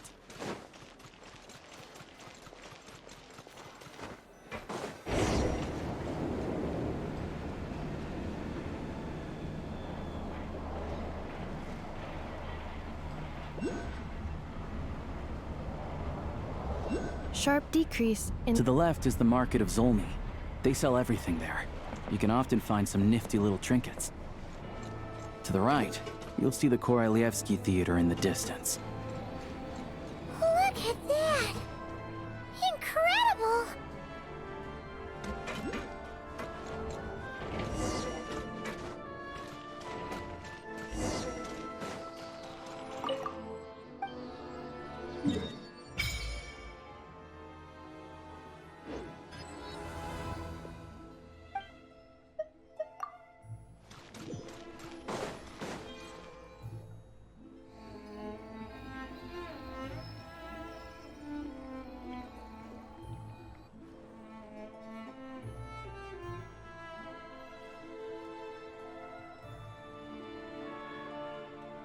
Wow! Snezhnaya is stunning! Seeing it with our own eyes makes all the trouble we went through to get here worth it! I found it pretty stunning when I first came here too. But I soon found out that stunningly beautiful means stunningly expensive. The prices here are crazy. I'm just a small-time hunter, so Zolny is where I spend most of my time. This way will take us to Podvorye restaurant. They offer food and lodging there, so you can get settled in while I fetch the doctor. Is that gonna be stunningly expensive too? Yeah, I mean, there are places to stay in Zolny, but I highly doubt they'd meet your standards. Most of the stoves are out of crystal, the windows are drafty, and at night, four-legged roommates come out to play, sharpening their claws on the roof beams and floorboards. Yep, no way!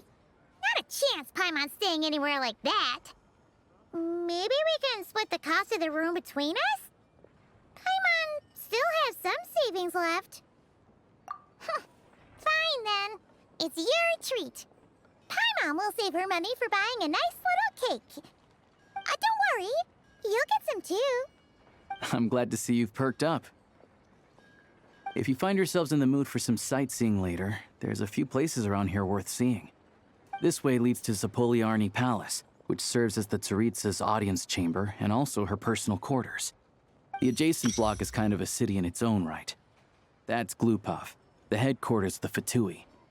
Inside, there's a munitions factory known as the Armory Palace, producing a constant supply of all kinds of equipment for the Fatui. A lot of important research happens there, too. And over there is the Snezhnaya Vecha, where all the big shots meet regularly to make policy decisions. These places are best admired from a distance. I'm sure I don't need to explain why. Yeah, they probably have super strict security. We're not looking for trouble right now. The downtown area is near the center of Zapoliarny. That's where you'll find the restaurants, bookstores, and gift shops. Another place of interest is the Northland Bank, which is over this way. Oh, and I'm sure you'll want to make contact with the Adventurers Guild at some point, right? That's right here. Ooh, speaking of adventuring, we use alchemy quite a lot. Do you know where we can find a crafting bench?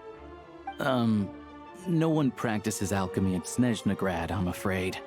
Apparently there's some historical reason for it. Oh, we'll just have to use the one on the train then. Kinda inconvenient. Wait, how come there's one on the train if that's Snezhnayan too? Yeah, I don't know. Not my area of expertise. Still, I wouldn't say the absence of alchemy makes life here any less convenient. Anyway... Finally, there's Zolny in that direction. It's mostly residential buildings and factories, but there's a few shops too. Worth a look around if you're interested. That's about it. You guys go ahead and get checked in while I track down my doctor friend. Sounds good. Thanks for all the recommendations. It'll be good to get out of the cold wind. Paimon's starting to feel another headache coming on. Podvorye restaurant is right this way.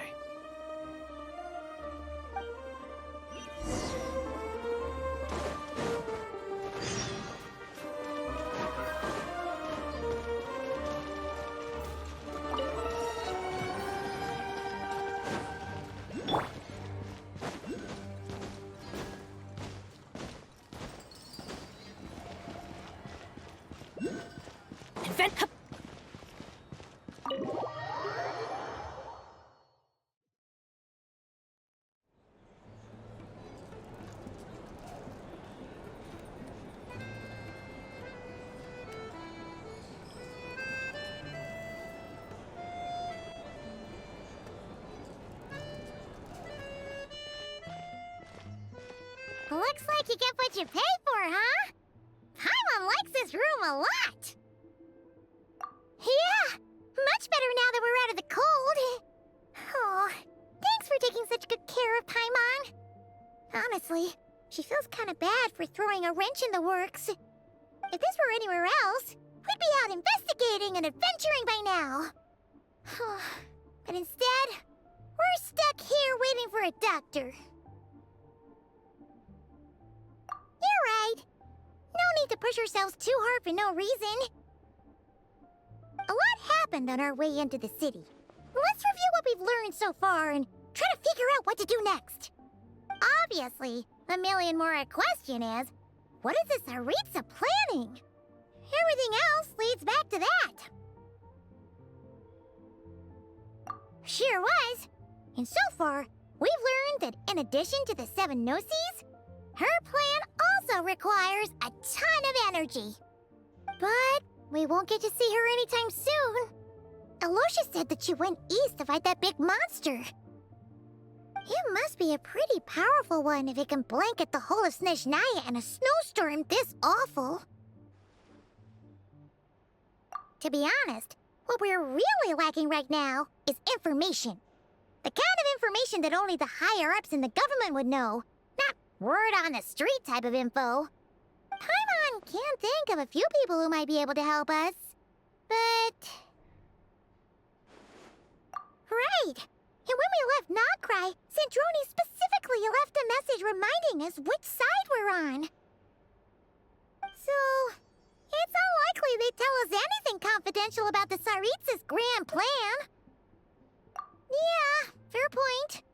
Besides, that Gloop-Off place is right nearby. We've got nothing to lose, so it'd be a waste not to go. There's gotta be someone there willing to talk to us, right? Maybe Arlecchino or Sandrone?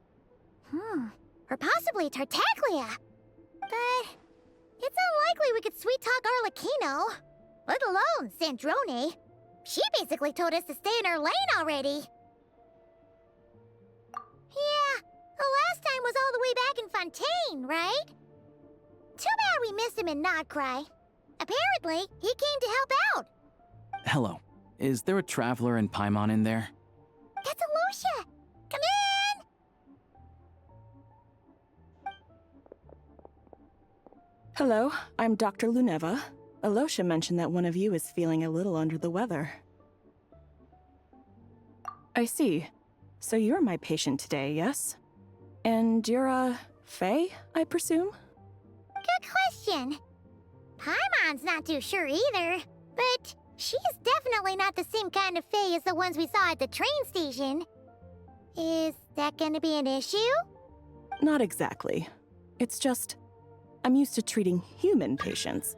Fae tend to be far more resilient than even the healthiest and most long-lived of humans. But don't worry, I do have some experience treating Fae. I've even diagnosed plenty of cats and dogs in my time. Safe to say, I have a fairly eclectic range of expertise. It'll be fine. Paimon's basically the same as a human, right? We're no different when it comes down to it, are we? That's just because Paimon knows how to eat. Now, please take a seat.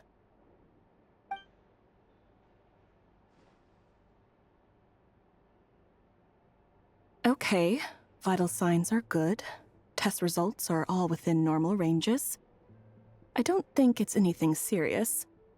More than likely, you've just caught a cold. I can give you some medicine to tide you over, but as long as you rest properly for the next couple of days, you should feel better.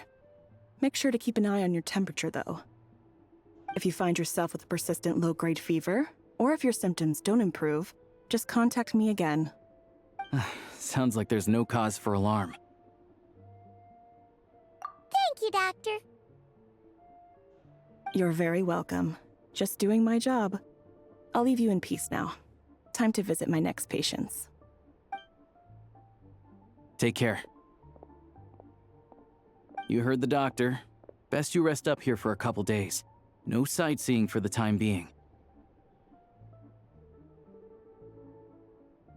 All right, then. Guess we've got no choice. Let's just treat it as a short vacation. I have to get back to it. If you need anything else from the doctor or me, go to the Hunter Trade Station in Zolny. The boss there knows how to reach me. Hey, no big deal. You saved my life in the Shadow Realm. This is the least I could do. See you around.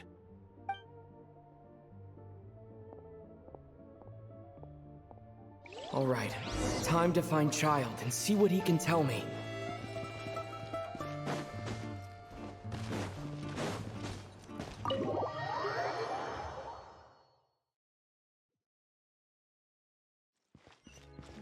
Off we go!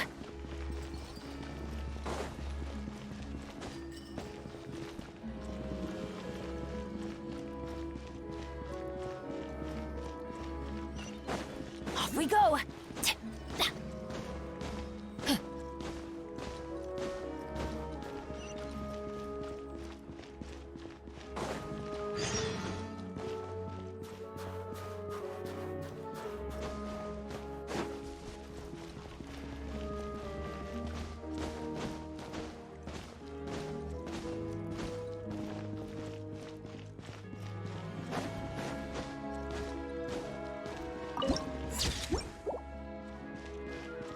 Adventure time! Hup. Off we go!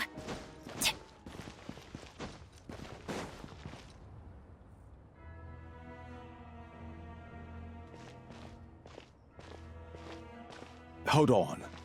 Please display your invitation letter or permit. Glupov does not accept meeting requests without a prior appointment. You'll have to apply per the advertised booking process and wait until your invitation letter is issued. Might I ask who you're hoping to visit? Another one who thinks the rules don't apply to them. I don't understand why people think they can just talk their way in here. You don't just show up and land a meeting with the Harbinger. But I have to go through the motions for protocol's sake. Honestly, it's such a waste of time asking when I already know what the answer's gonna be. Wait a moment. I'll pass on your message. If Child is unavailable, you'll have to go through the proper procedure.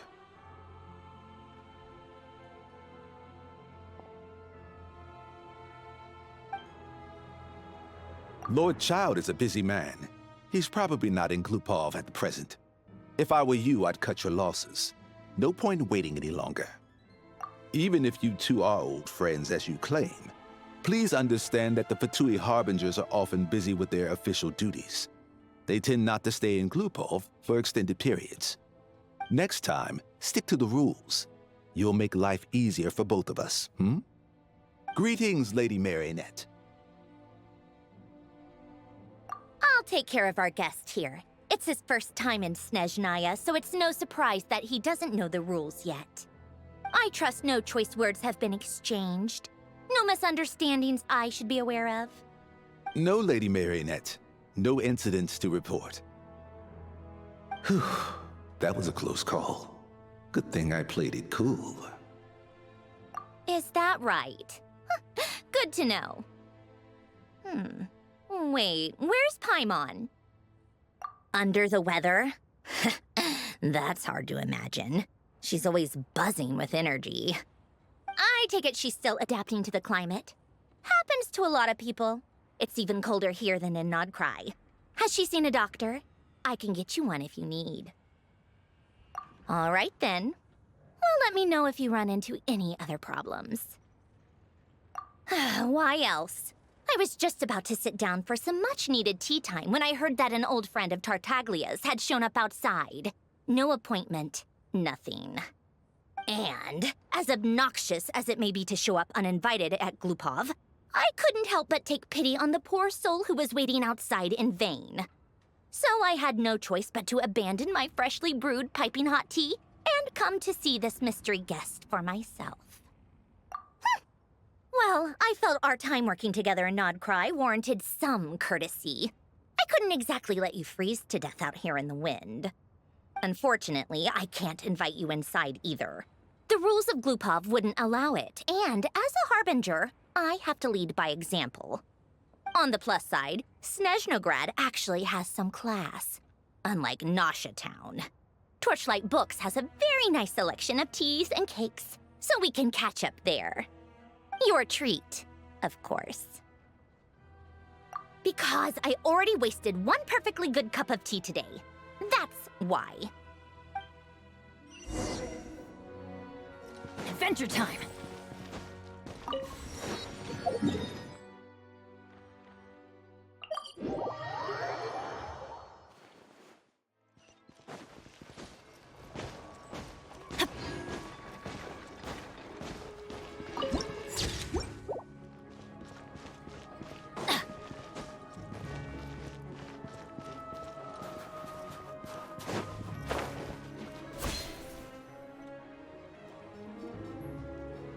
I've ordered for the both of us. No objections, I assume. I'm sure you trust my taste. Okay, let's get down to business. I'm guessing you don't actually have any urgent business with Tartaglia, per se. You just want information, right? Wanna take a guess? Of course you'd say that. You shouldn't underestimate Counselor Tartaglia, you know. That's right. I'm sure you've heard of the Snezhnograd Vecha by now. Well, he's busy preparing some paperwork for their next meeting. They'll be discussing yet another extension to Project Stuzha. It's basically all anyone cares about in the Vecha these days. Yeah, he's more of the shoot first, ask questions later sort, isn't he? It all started with a very detailed letter that Capitano left for the jester, Piero, before leaving for Natlan.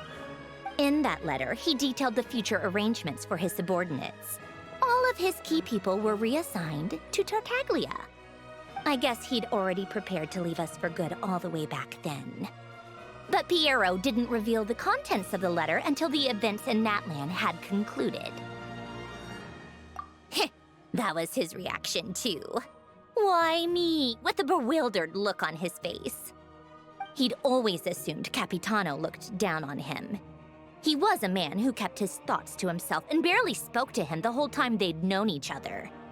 But he occasionally brought Tartaglia along to my tea parties back in the day. So to the rest of us, it was clear that Capitano had quite a lot of respect for his young comrade. By the rest of us, I mean my tea party regulars. Arlecchino, Rosaline, and... actually, not Columbina. She was probably oblivious to it. Anyway, then the Liues situation happened. Normally, it took a lot to get under Capitano's skin, but that time he was furious. It's not really my place to talk about it, though. You can ask Tartaglia about it sometime. Basically, Tartaglia probably had the wrong idea about Capitano all along, right up until Piero revealed the letter he'd left behind. Capitano believed that despite Tartaglia's immaturity, he showed great potential. Plus, he possessed a kind of purity rarely seen among members of the Fatui. Yeah, it's one of the few things that I'd agree those two have in common. But there's one other reason why Capitano chose Tartaglia to assume command of his troops.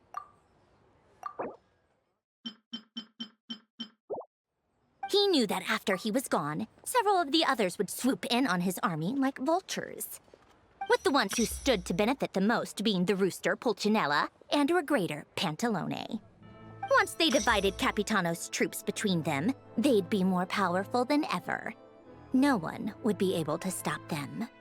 So, you can see why Capitano chose to hand that letter to Piero, right? Exactly. Piero also needed to back a harbinger as soon as possible. And all things considered, Tartaglia was the best choice. Even though Tartaglia has had the support of Northland Bank for a long time, he and Pantalone are ultimately not cut from the same cloth. I'd say Capitano made a good judgment call. Anyone else caught in this situation would probably feel like they'd been hung out to dry. His best course of action will be to distance himself from any shady business, while still maintaining friendly relations with Pantalone, but seeking Pulcinella's support at the same time. What's the point in having a tea party if you don't spill a little tea? Besides, none of this is confidential anyway. Ask any journalist out there. They'll give you all the lurid details. You'll see it firsthand if you ever sit in on a session of the Snezhnograd Vecha. All the factional strife, whether open or unspoken, it plays out for all to see in that one little room.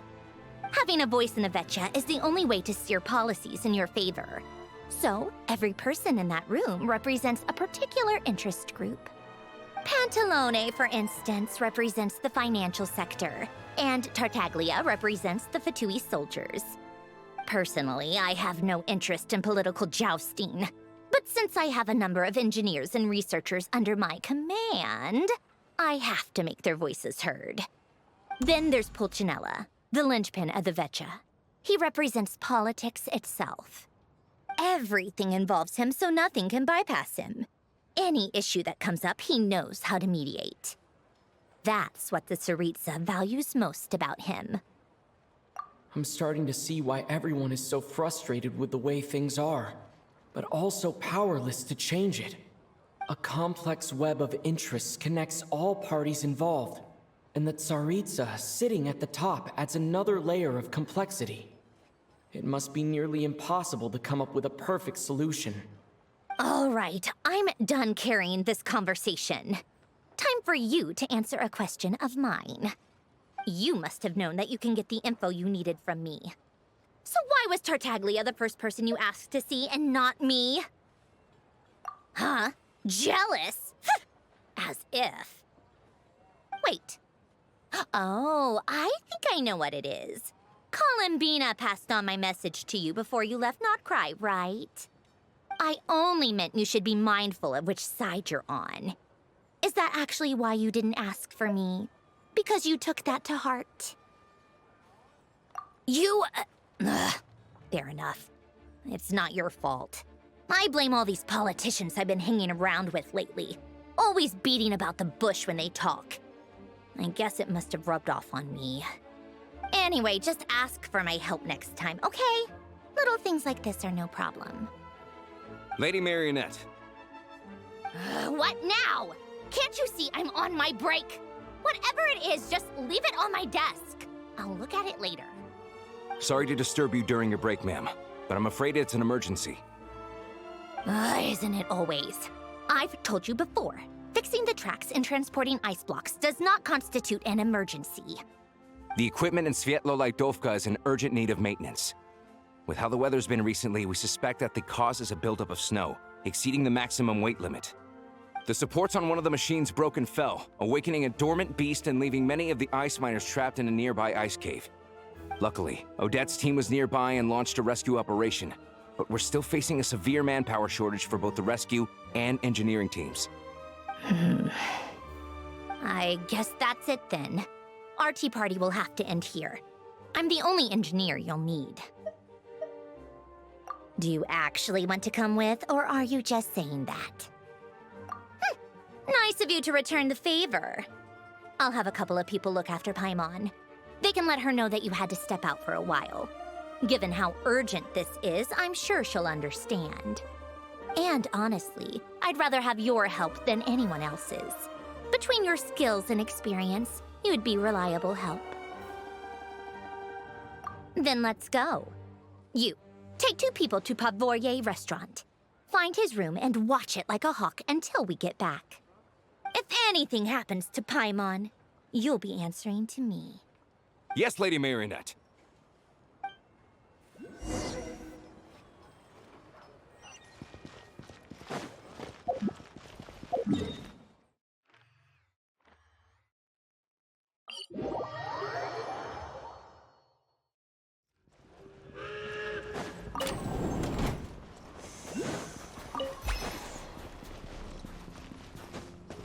Adventure time!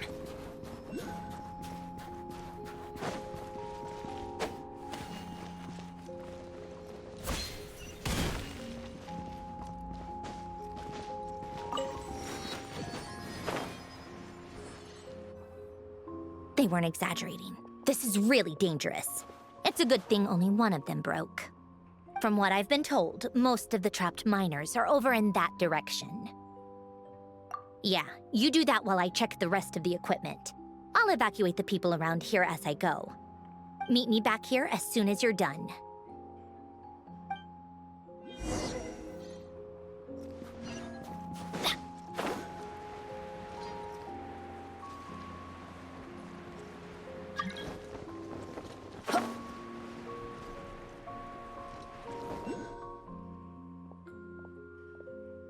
I have to be getting close. Don't go any further.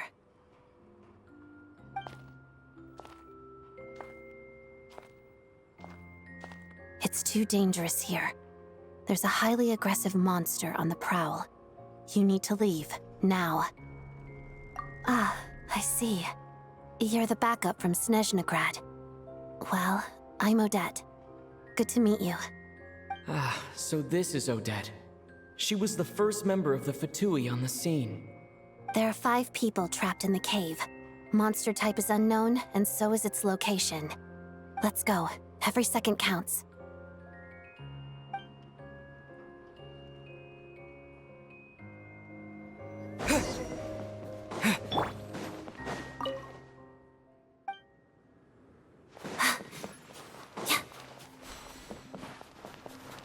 Careful. Something's moving.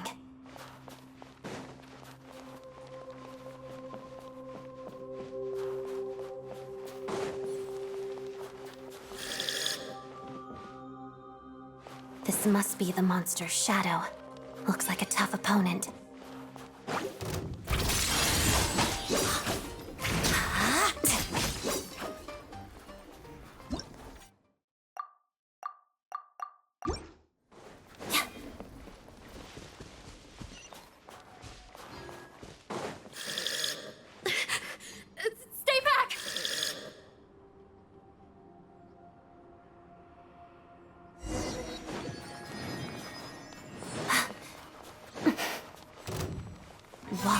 Snowflakes.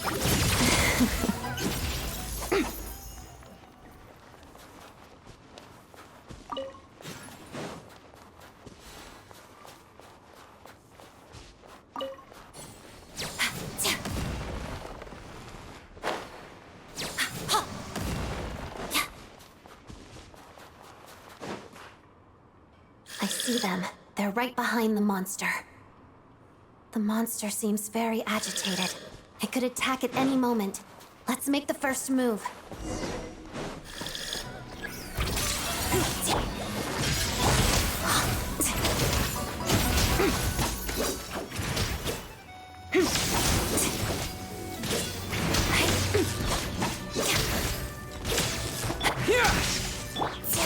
Let's begin. Witness the snow swan's grace. Pas-de-deux. Yeah. Oh, thank you for saving us. We'd have been monster fodder otherwise. Thank you. Thank you. You're welcome. You should be safe now. Follow this route out. He and I will stay behind to watch the rear. Thank you. Come on, let's go. This way.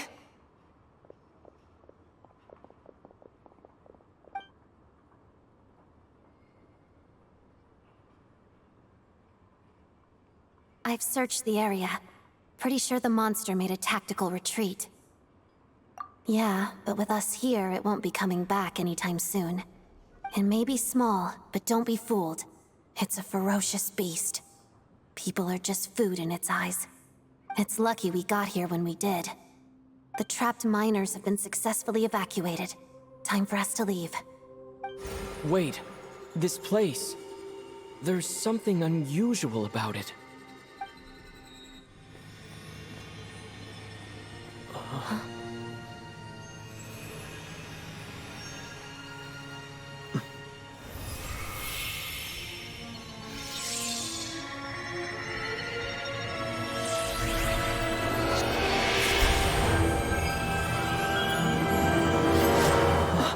What is that? I don't know.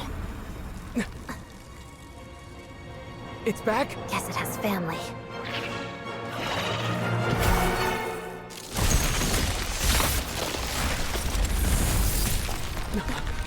This way. Run!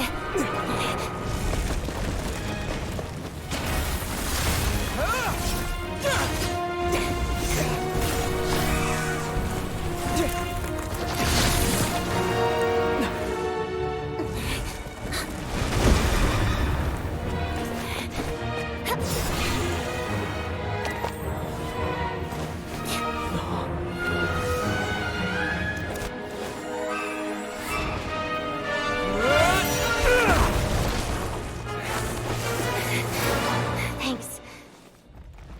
Let's get out of here.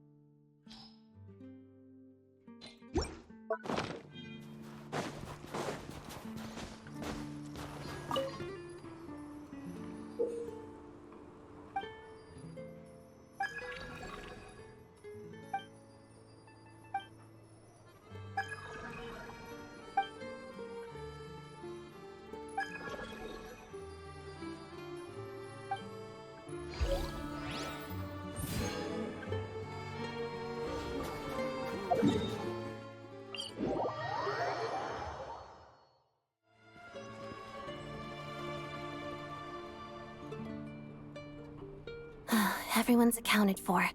We managed to rescue them all. We also placed a sign at the entrance to the cave, warning people to stay away. You really held your own today. I still don't know your name. Don't think I've seen you before. I'll remember the name. All right then. See you around. Hello, Lady Marionette. I hear the rescue operation was a great success. I knew I could count on you. What brings you here, Odette? Here for a performance? No, a Fatui mission. I happened to be nearby and heard the crash. She hasn't introduced herself then. Odette is the prima ballerina of Snezhnograd. She's quite the celebrity. If you ever hear people mention the two crowning jewels of the Korailievsky troupe, they're talking about Odette and the prima donna, Vodianitsa. On top of that, Odette's also a rising Fatui star. It's looking likely she'll inherit the title of the Fair Lady. She learned all her combat skills from Rosaline herself. Used to be one of her most valued subordinates, too. You flatter me, Lady Marionette. If she's Rosaline's protege, that makes me... Never mind. There's no need to bring it up. No point making things awkward. How's progress on your end, Lady Marionette? Equally successful. I finished reinforcing all the equipment. Took me a little longer without Polonia's help. But the outcome is the same, of course.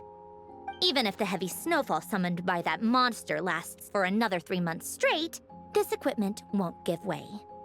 All right, now that we're done here, it's time to get out of this blizzard.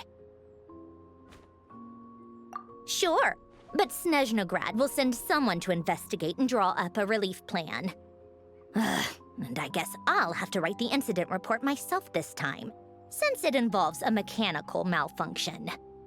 First, Pantalone needs to approve the budget, then Pulcinella has to sign off on the plan. Once they've argued it out and reached a compromise, we can move forward. That's the rough process anyway. Could take anywhere from a couple of weeks to a couple of months, depending on how smoothly it goes.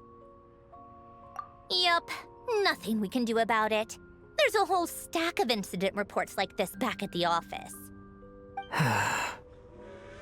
The snow has eased a little for now, but there's no telling when that will change with that monster still at large. Fuel for heating is in short supply, and relief is weeks away.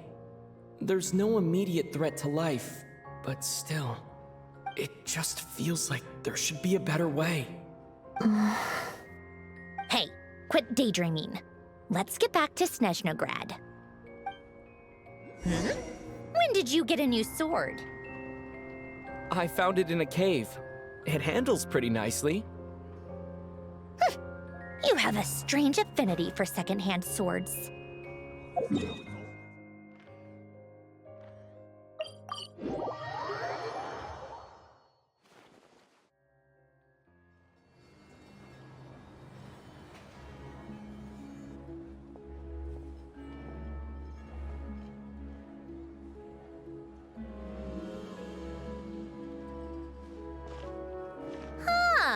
Well, if it isn't Counselor Tartaglia, Mr. Big Shot himself. Go easy on me, all right? I'm still recovering from the interrogation the real Big Shots put me through. Hey, comrade, it's been too long. I heard you came looking for me earlier. Nicest surprise I've had in a while. Good to see you too, Odette. I'm guessing you guys just got back from Sviatlo Laidovka. How'd it go? Crisis averted? It went fine. How about you? Any new developments? Not really. Same as ever. Growing opposition to Project Stuzha, and the usual rebuttals are starting to ring hollow. The results of the mock vote were pretty dire. Pulcinella was fuming. I've never seen the old man so angry. That's not good news. It takes a lot to rattle him. Yeah, obviously if push comes to shove, there are ways to crack down on dissent. But... Sorry, I have to ask something. This is going to sound blunt, but may I? Huh? Of course, fire away. It sounds to me like everyone's tearing their hair out trying to figure out how to deal with opposition to Project Stuzha. But what exactly is this project's purpose? And how can it be so important that even people like you two refuse to stand up for the ordinary people of Snezhnaya? Interesting. I gotta hand it to you, comrade. You sure don't mince your words. Excuse him? What does he mean, refuse to stand up for ordinary people? Oh my gosh. How does he dare speak to the Harbingers like that? Are you interrogating us now? It's okay, Sandrone. Let me explain. I think I understand where he's coming from. If I could, I'd take your side right now. In fact, my position's very similar to yours. I've only held back on casting a dissenting vote in the Vetcha because the Tsaritsa would never let me get away with it. Still, I have a responsibility to the Fatui armed forces, so I do what I can to make their voices heard. Most of them are just regular folks from small towns far from the capital. I'm sure you've seen how much those kinds of places are struggling right now. Oh, and for what it's worth, I'm from Arepasak myself. Things aren't going so swell there either. The Tsaritsa wants to create a better, safer future for the people of Snezhnaya, but she's thinking long-term. I don't doubt that from where you're standing, Project Stuzha seems to be creating all sorts of issues for everyone. But considering the Tsaritsa's vision for the future, these are sacrifices worth making. Sounds cold, I know, but I promise it's not as black and white as it seems. Maybe Sandrone and I can't oppose Project Stuzha outright, but we're constantly raising our concerns in Vetcha meetings. And even though we can't put an end to it, there are plenty of other ways to make a difference. We're trying everything we can think of, and so is Pulcinella. I respect Her Majesty, the Tsaritsa, and trust her decisions. But at the end of the day, I'm still just a normal guy who cares deeply about my homeland. And my family, who all live here. There's no way I would ever abandon them. As contentious as things can get within the Vetcha, there's no selfishness or malice behind it. Everyone wants to get through this period as smoothly as possible. The issue is that there's no way of pleasing everyone under the present circumstances. Most of the time, we're trying to decide on the lesser of two evils, which obviously isn't a great look. But that is not the same thing as being blindly loyal to the Tsaritsa. No one's got their head in the sand here. We're all well aware of the way things are. We're just doing our best to make it work. In fairness to Sandrone, she rushed to Svietlo Lidovka's aid the moment she heard that people were in danger. And even Tartaglia, who used to only care about the thrill of the fight, is clearly doing his best to rise to the demands of his new role as counselor. Hey, come on. There's only so much we can say, so don't press us too hard. Look, I know how untenable the Tsaritsa's position looks if you don't understand her motives. Maybe you've heard already, but she's currently leading her army on a campaign to the east to defeat the monster that's been causing these brutal blizzards. Striking that monster down will be a significant step in dealing with the present energy crisis. As laser-focused as she is on realizing her lifelong ambitions, she's still putting time and energy into taking down this powerful monster. To me, that says a lot. If she thought Snezhnaya and its people didn't matter in the grand scheme of things, why would she waste her time on something like this? Thanks. I meant every word I said, though. I wasn't just trying to placate you. I've already done more than enough diplomacy for one day. I still think this adventurer raises a very important point. Our two Harbingers have made their positions very clear. But there are many others in the Vetcha who must feel trapped and forced to vote against their conscience. I think it's a very valuable quality to be willing to speak one's mind, despite the risk of offending powerful figures.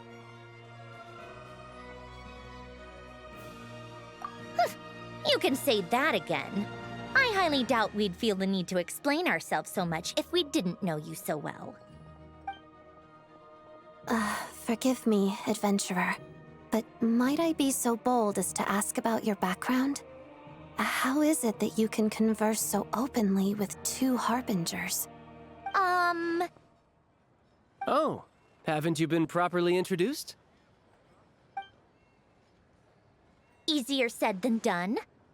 I like to think I'm not the kind of person who goes around busting open people's old wounds. I've only learned his name so far, and no details of his experiences. Is something wrong? Uh-oh. Is there no avoiding the subject of Rosaline? No, it's just... all right. I guess there's no getting around it. This is the world-renowned traveler, who helped resolve the storm terror threat in Mondstadt, cleaned up after the mess I made in Liyue, and then went to Inazuma, where there was a duel before the throne, in which the traveler defeated Rosaline. Oh. I'm sorry. I didn't think you two would be seeing much of each other, so I figured it wasn't worth bringing up. It's fine. It was a long time ago. It's fine. Sorry. I just remembered that we have a rehearsal coming up. Please excuse me. I should get going.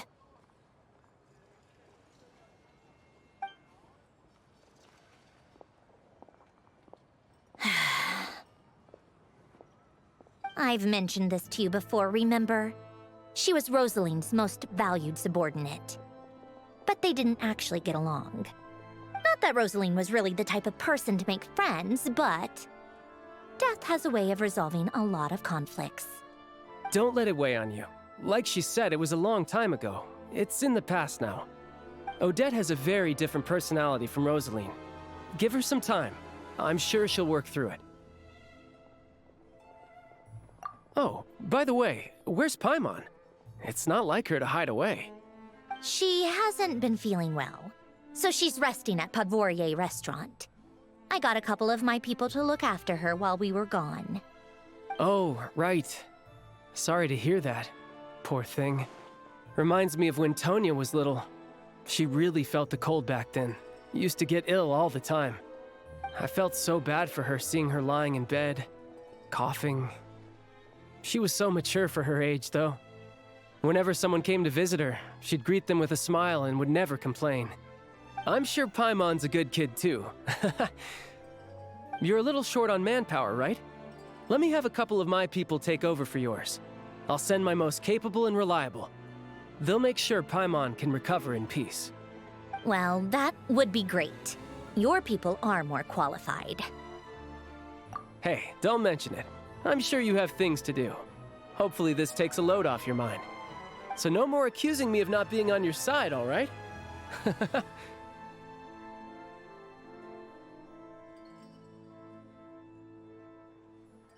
Already? That was quick. I'm afraid I can't help you there. Our director's recent movements are confidential. Even we're not in the loop. If you hadn't told me, I never would have known he'd gone south. I assumed he'd been in Glupov this whole time. Well, I guess I'd better go sort out Paimon's security situation. I have some other work to catch up on at Glupov anyway. Me too. I have an incident report to write up. Let's leave it there for now.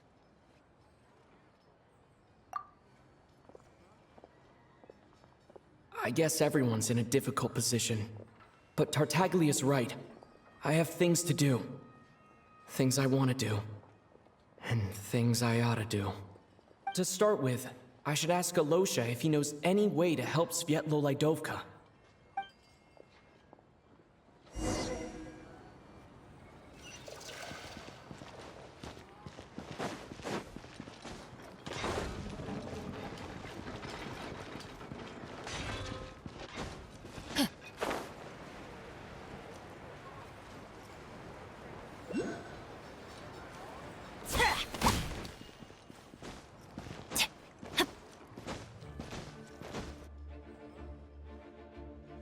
How strange.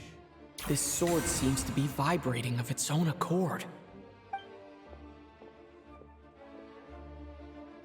It's a very faint vibration, but it's getting stronger as I get closer to the statue of the Seven. Does this sword have some connection to the statue? But all it does is vibrate, even when I touch it. That place I got this sword from was definitely out of the ordinary. Maybe I should try channeling the power of cryo.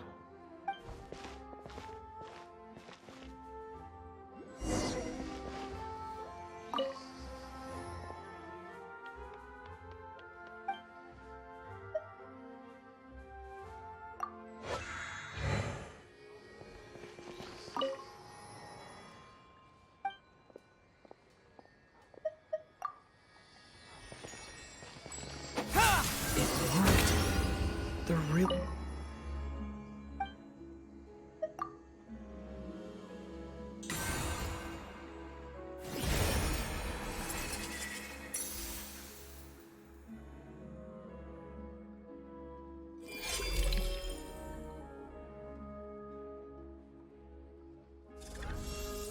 I don't really understand what just happened, but I'm pretty sure this sword just got a little more powerful. I'll have to try the same thing again when I come across another statue of the Seven. In the meantime, I'd better go find Alosha.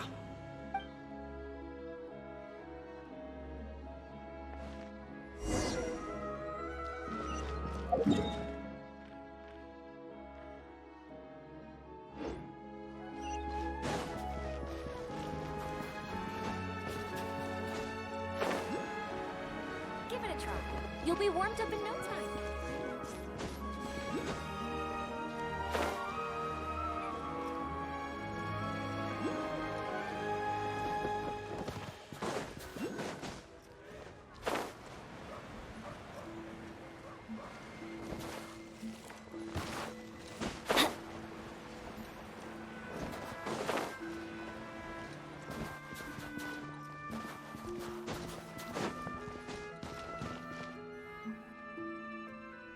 Hello there.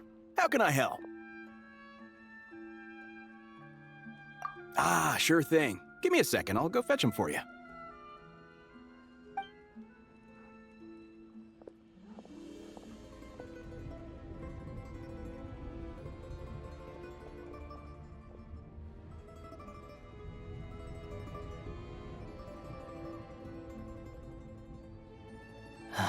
It's a familiar story. I've had similar experiences. Although Snezhnaya doesn't deliberately delay or withhold relief, those first few days of waiting for help are always the hardest. It's a fundamental contradiction. If emergency relief can't be delivered in time, what's the point in even calling it emergency relief? Not necessarily.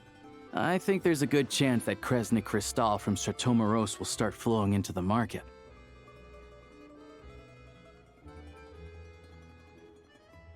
When we resolve Stratomoros' energy issue, it's like we open the floodgates. A huge backlog of Crystal is now available to the townspeople. There's no way they can use it up at once. A lot of them will probably stockpile it and slowly work their way through. Probably a good idea, since energy prices are only going to keep rising. But there will always be people who urgently need Mora. Exactly. At the current prices, selling Crystal is an easy way for an ordinary person to make a fortune. Hey boss, how much do I have left in my account? 1 second, let me check. So, you're planning on buying the Crystal out of your own pocket? Yeah. I don't know if I have enough, so I'll chip in a little extra and buy as much as I can afford. No, it's fine. You're new to Snezhnaya, and you have your own living expenses to worry about. Besides, you're already providing the train. Here's your Mora. See what you can find at the market, but I doubt there'll be much Crystal left. Yeah, well, can't hurt to take a look. Let's see. Huh?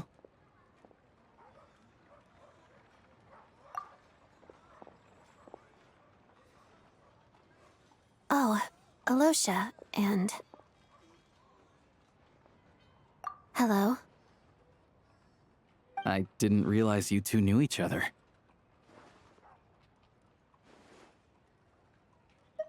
Yeah, I take on some odd jobs in the city to supplement my hunting income.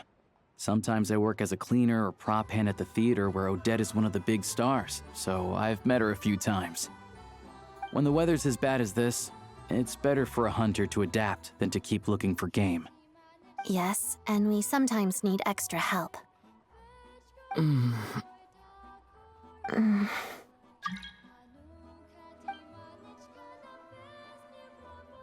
Wait, why is the atmosphere so awkward?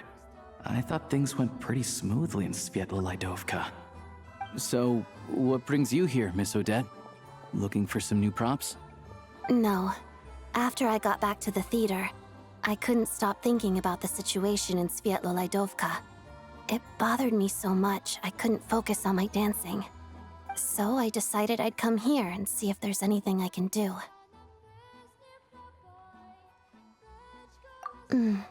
You too, I presume.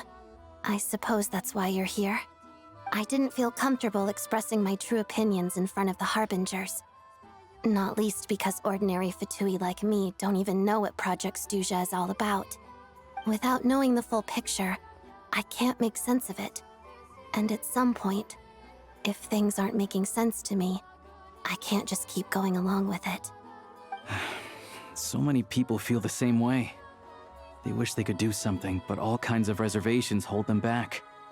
Explains why groups like the Roadcotters are springing up to fill the gap. Yes. Well, that's one option. But there are risks to consider with organizations like that.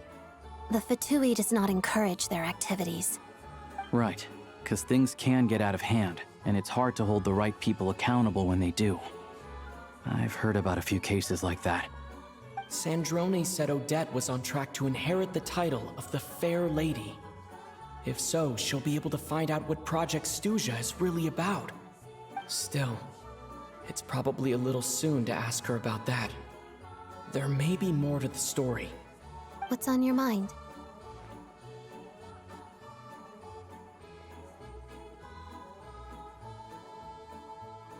I think we can both agree that no matter which side you're on, it can't stop you from doing the right thing. Where there's a will, there's a way. I know what Rosaline did while she was abroad. You made the right decision, so no hard feelings. So, what's your plan? Oh, we were gonna buy some Crystal. I heard there's some on the market right now. Funny. I had the same idea. In that case, let me pay. I can claim it back as mission expenses. The real issue here is that government relief is behind schedule. Surely it makes more sense for the state to cover these costs than for us to pay out of our own pockets. True. It's a huge expense after all.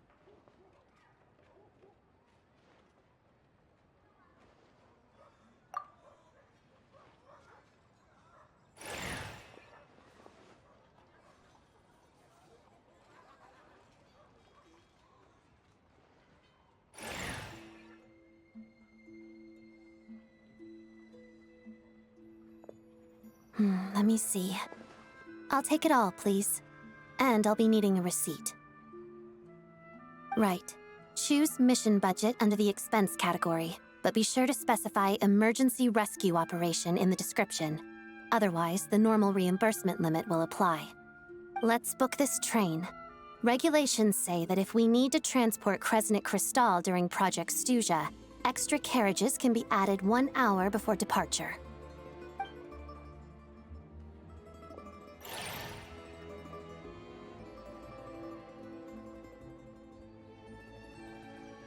That should do it. The train will be escorted to its destination by Fatui guards. This is my first time seeing you handle Fatui affairs, Miss Odette. It seems you're as skilled an officer as you are a dancer. You flatter me. It's only because I've been doing both my whole life.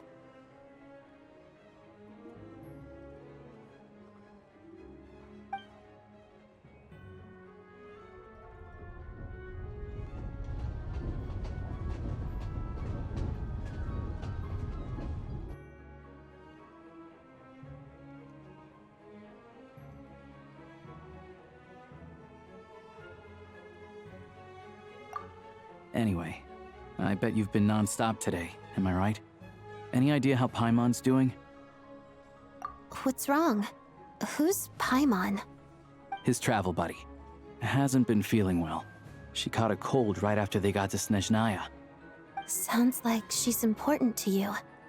I can't believe you've been dealing with this on top of everything you've been doing to help the people of Snezhnaya. I've got nothing going on right now, so I'll join you. I want to see how she's doing. May I come too? I have some candy that someone gave me back in Svietlo-Lidovka. Plus, I know a little bit about relieving cold symptoms. All right then, let's go.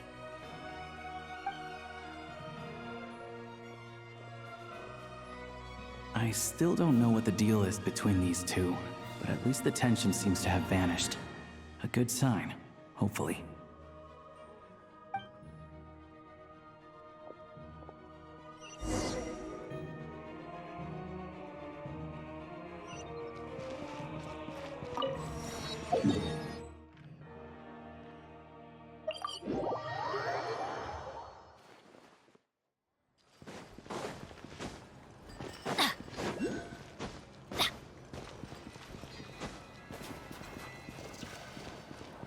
Adventure time!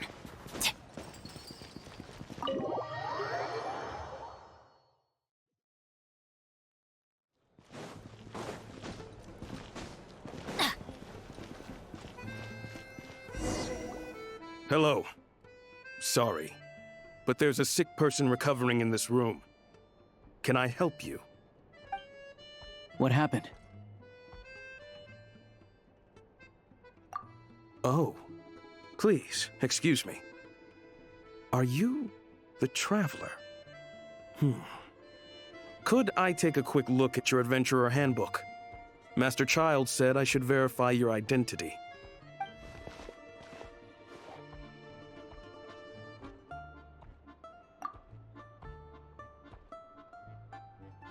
Ah, it's really you. Sorry for the inconvenience. We're under strict orders from Master Child to keep this room well guarded.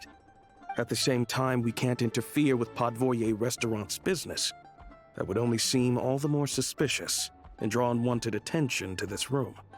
Besides myself, a few of my colleagues are stationed in and around the restaurant, in plain clothes, of course. Rest assured, you're in safe hands. I didn't expect such a high standard of protection. Well, Master Child handpicked us for this special assignment. We're not about to let anything go wrong. Anyway, I won't keep you any longer. Please, head inside.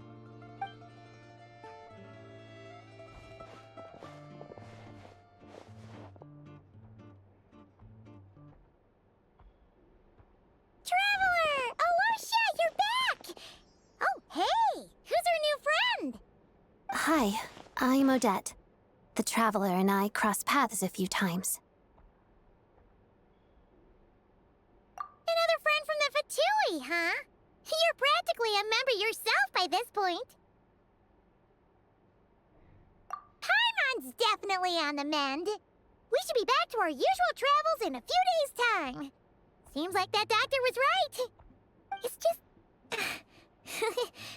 Paimon's limbs are still feeling a little chilly. I have just the thing. Whoa! What's this? Is that a flame inside an ice cube? Wait, is this real ice? How's it not melting? And how does the fire keep on burning? All keen observations. You're right. This is called core ignis. Whenever I've caught a cold in the past, I found I recover much more quickly if I place this by my bed. You're welcome to borrow it. Awesome! Wow! It's so nice and warm! Oh, it's like magic. Your name was Odette, right? How did you two meet again? Looks like she's in pretty good spirits. That's a relief. Any progress with your investigation yet? No surprises there, I'm sure. They're not likely to let anything slip. The Rokad, huh? Let me think. Members of the Rokad keep their true identities hidden, but I think there might be someone I can introduce you to. Leave it with me. Meet me at the Korolyevsky Troop tomorrow, and I'll tell you how it goes. Would anyone like a drink? I'm gonna head to the bar. Paimon will have... maybe some hot milk? Yeah. Paimon's in the mood for something warm. Enough with the secret chat, you two. Let's catch up properly in a minute. Paimon wants to know everything that's happened today. It'll be kinda like tabletop troop. No reason why listening to a story can't be an adventure.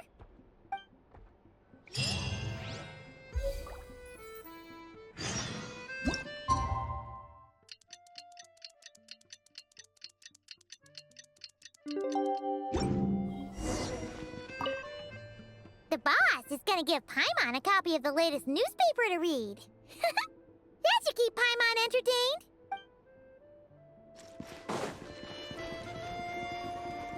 Off we go!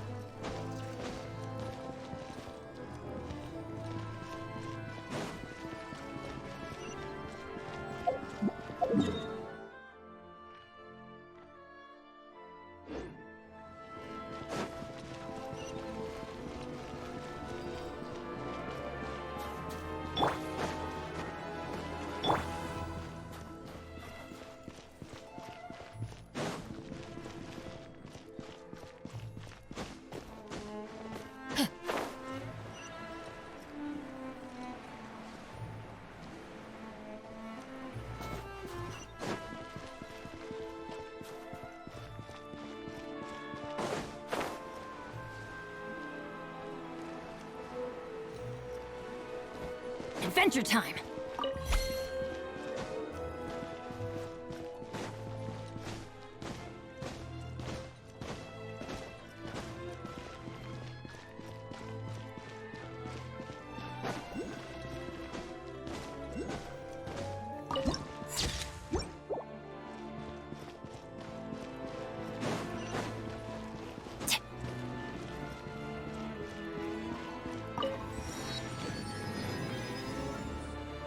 Ah, you made it. I've got some tickets, and I managed to set something up with the Rokot. It'll have to wait until after the show, though. Happy to stay and watch? I doubt you've seen the Korolyevsky troupe on stage before.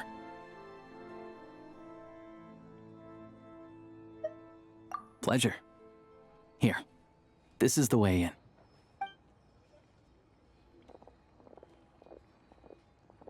Please present yourself for a routine inspection in accordance with theater regulations. Thank you.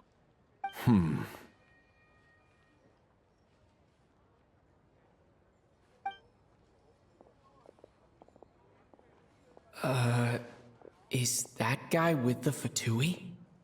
Looks like he's waiting for something. Okay, all done. Thank you for your cooperation. Please proceed through to the theater.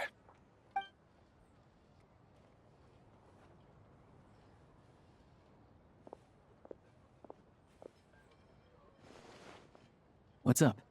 Everything okay? Snezhnaya's business and political leaders are always passing through here, so it makes sense that security's tight. Still, it's a little unusual to see the Fatui's Armory Palace guard here. You saw him, right? The guy right at the back. Strong, silent type. His name's Valeri. He's part of the Special Assignments Battalion, but I only ever see him here for one thing. To look for a guy named Mitya. Supposedly a researcher, though he never seems to put much time in at the office.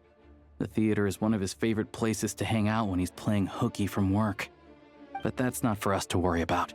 Let's go. The show's about to start.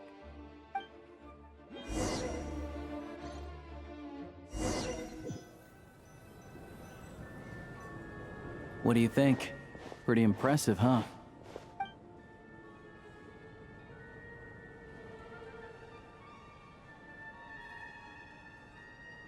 Oh, the one in Fontaine? I hear it's iconic.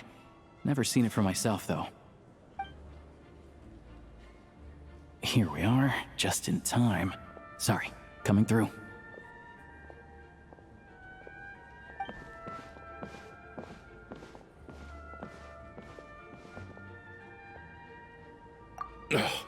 If you're gonna show up late, keep your mouth shut. What's his problem? Whatever. No point arguing with people like that. Look, there she is. That's who I'm introducing you to later. She's the lead singer of the troupe, Vodyanitsa.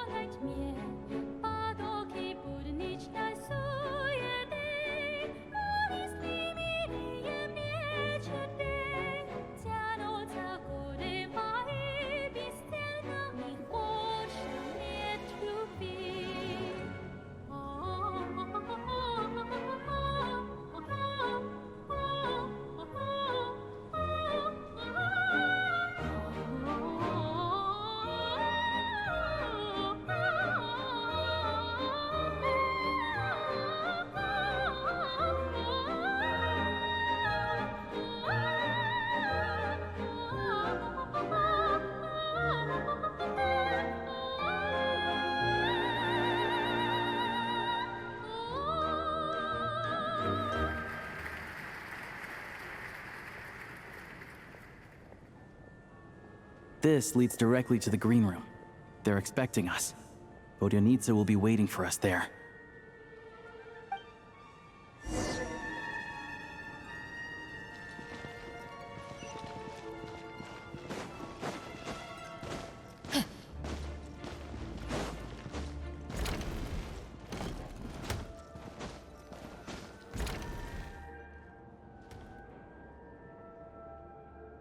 Hey there. Excuse me. Can you believe it? I am so mad right now.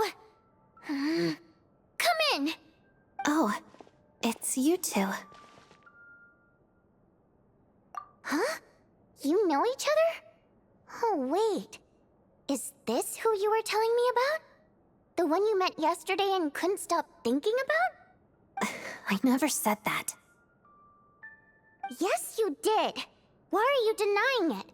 It was right before I went on that rant about the moody factory owner. Oh, I remember it so clearly.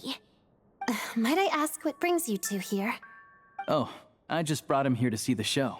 And when it finished, he was full of praise for Vodyanitsa's performance.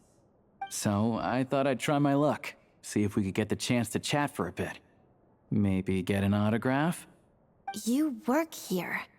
You of all people ought to know that's against the rules. It's not what the green room is there for. Oh, what's the big deal?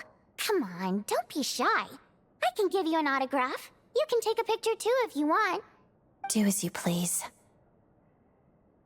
I finished all my shows for the day. I'll leave you to chat.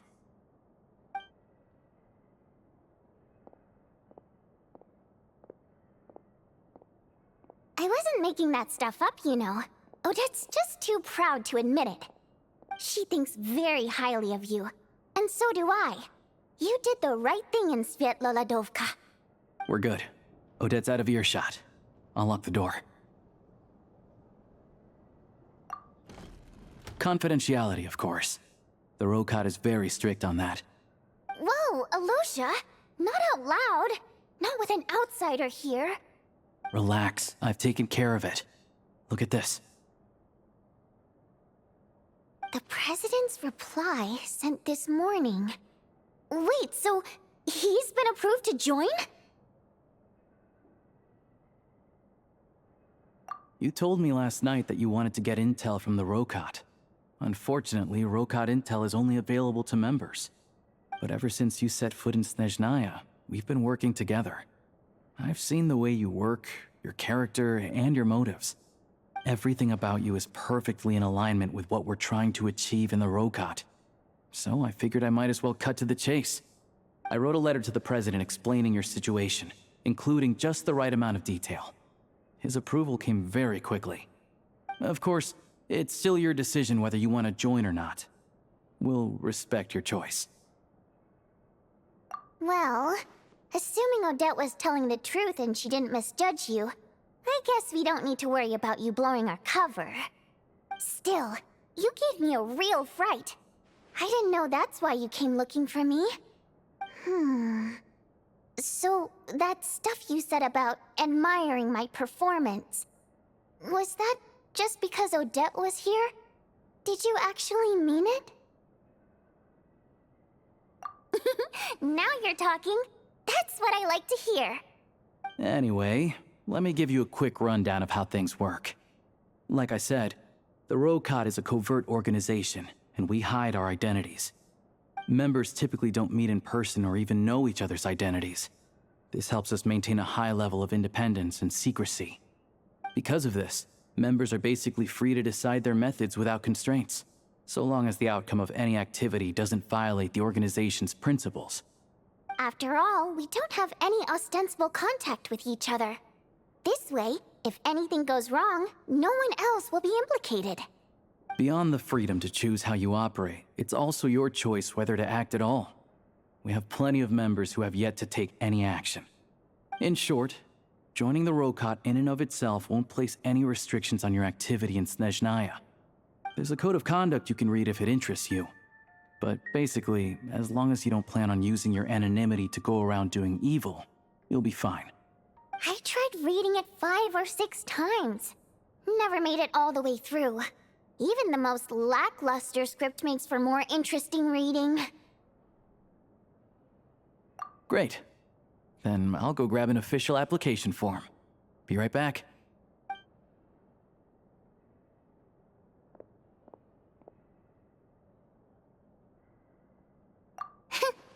Well, Alosha has this pet dog, you see. His name's Tagarin, and this one time, Alosha brought him backstage. Tagarin took quite a liking to me, so I played with him for a little bit and fed him some treats. Then, the Rokot was out on a mission one day, and even though we were all in disguise, Tagarin recognized me right away. Just a coincidence, really.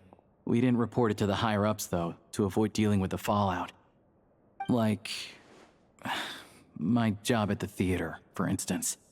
I really needed to make ends meet. By the way, what were you complaining about just before we came in? Did everything go okay with Chuganov? Everything did not go okay. That's why I was so mad.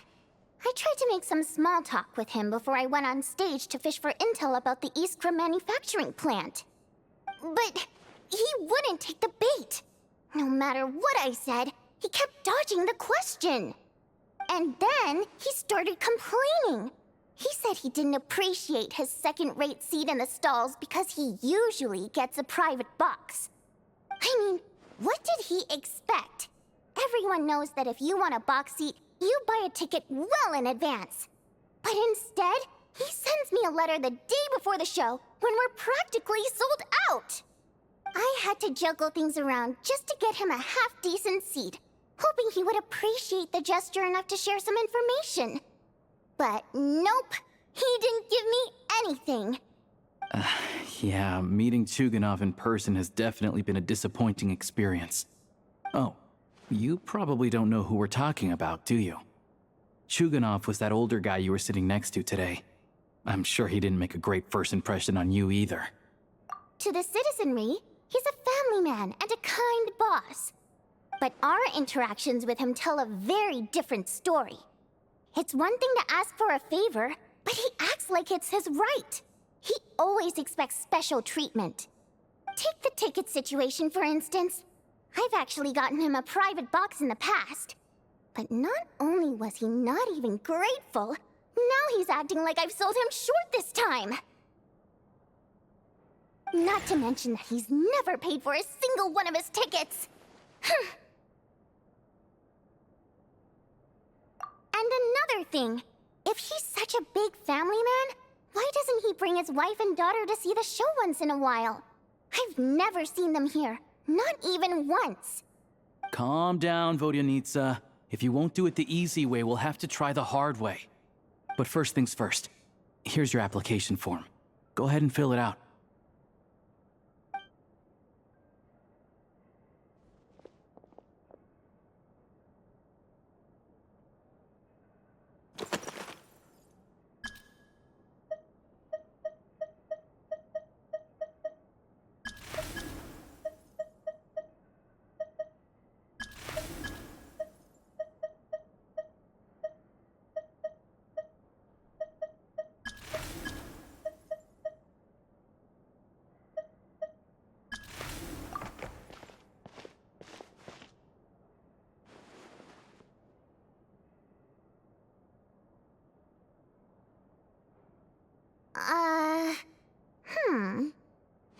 I'll need to make a few little tweaks here and there.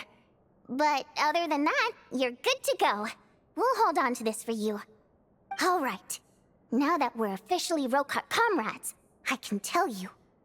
Chukhanov is the target of our current operation. Recently, we've done some recon work at the Iskra manufacturing plant, which pretty much confirmed that their energy consumption is way beyond the legal limit. All we need now is some direct evidence to present to the Vetcha, so we can demand that they shut the plant down. That way, the Kresnik Crystal can be allocated to where it's needed most. I was hoping he might let slip during one of our chats, but he's too tight-lipped.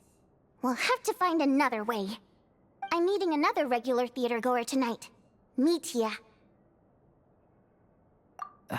But Valeri's here too, and he's probably looking for Mitya, so he may end up being a no-show. Don't you worry. He must know how to dodge Valeri, or he wouldn't be showing up on time for every performance. Mitya is a renowned energy expert.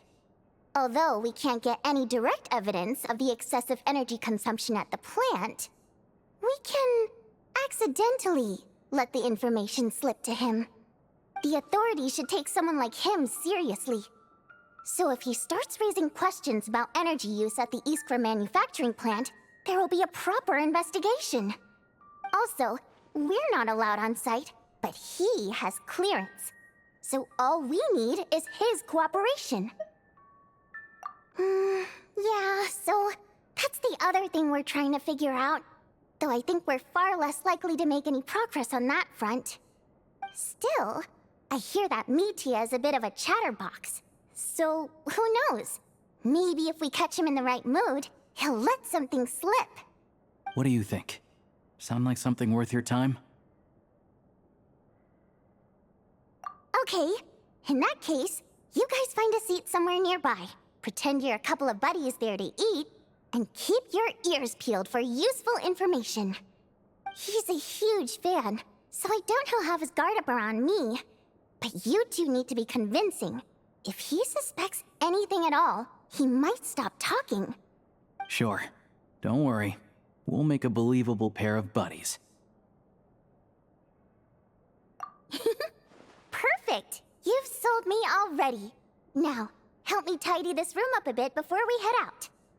Okay. What needs tidying? Everything!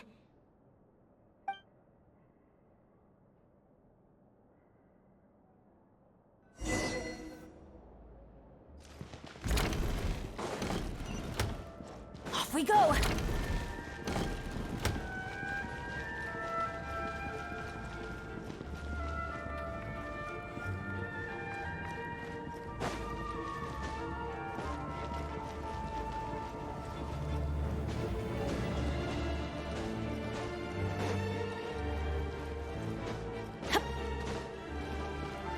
Like to see the performance? Please come here to purchase.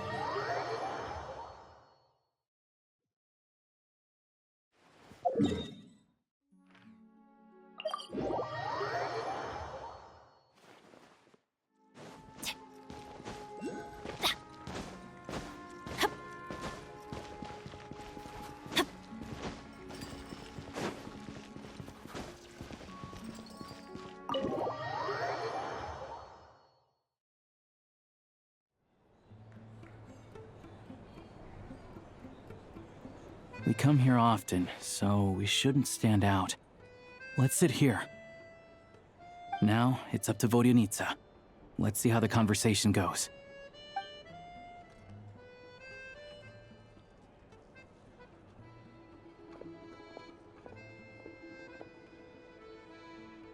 Mr. Mitya! Over here! Over here! Oh, sorry. I got a little held up on my way here. Now we have even less time than we planned.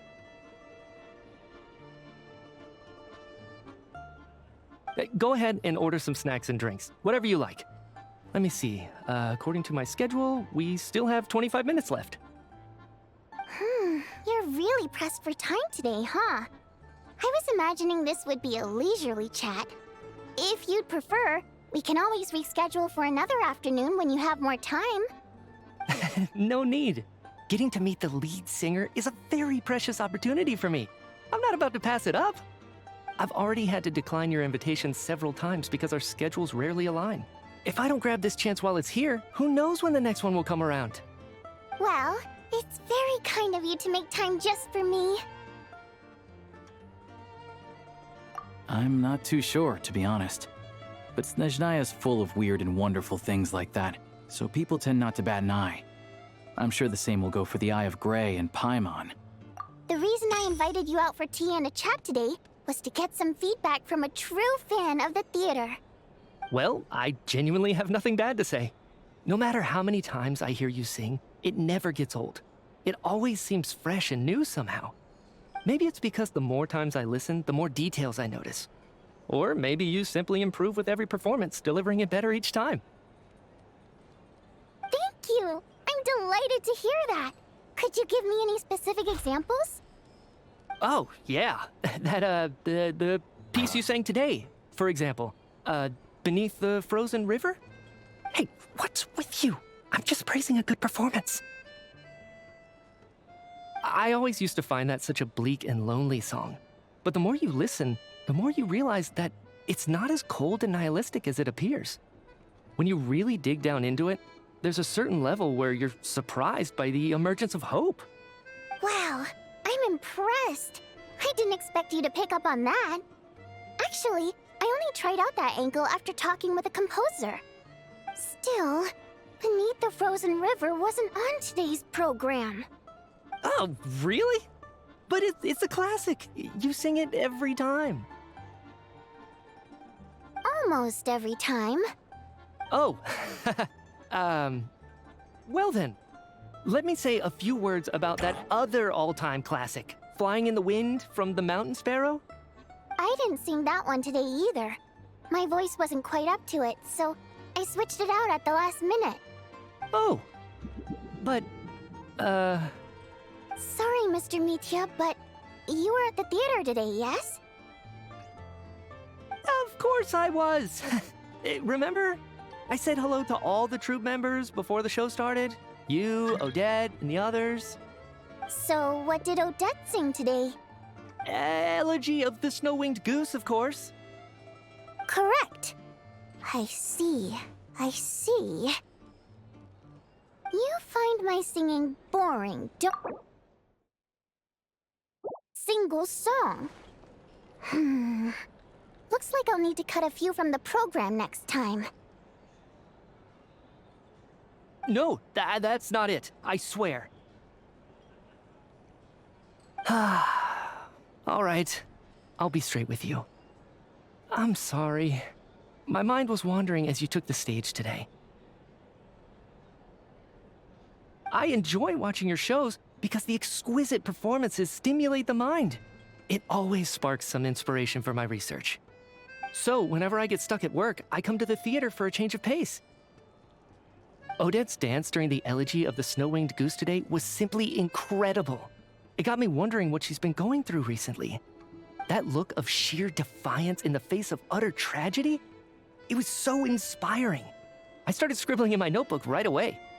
Not that I made a ton of progress in the grand scheme of things, but I still think it was productive. By the time I snapped out of it, the entire show had finished. So what you're saying is, you didn't listen to my singing at all? Unfortunately not. I'm sorry, I don't know which is more disrespectful.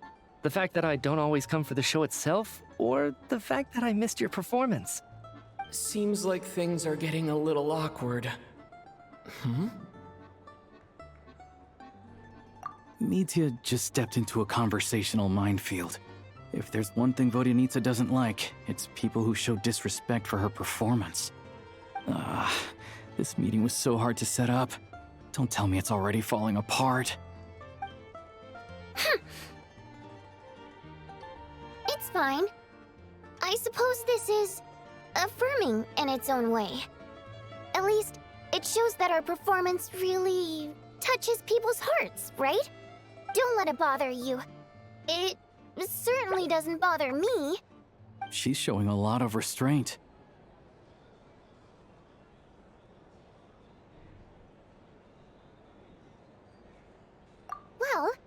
sure to let Odette know how much you adored her performance. Please don't say that. I always love your performances too. It's just that inspiration struck at the wrong time today. I'm usually all ears. I know, I can tell. That's why I value your opinion. I'm sure some people can't stand it when others praise their coworkers right to their face, but not me. No, sir. Fair enough. I still feel kinda bad, though. But you know what I really can't stand? People who only show up to the theater to pretend that they're cultured. Makes me sick to my stomach. Oh, yeah, 100%. There are too many of those people around. By the time they're walking out the door, they've forgotten all about the show. What's wrong? You look furious. I don't know if you've heard about the boss of the Iskra manufacturing plant.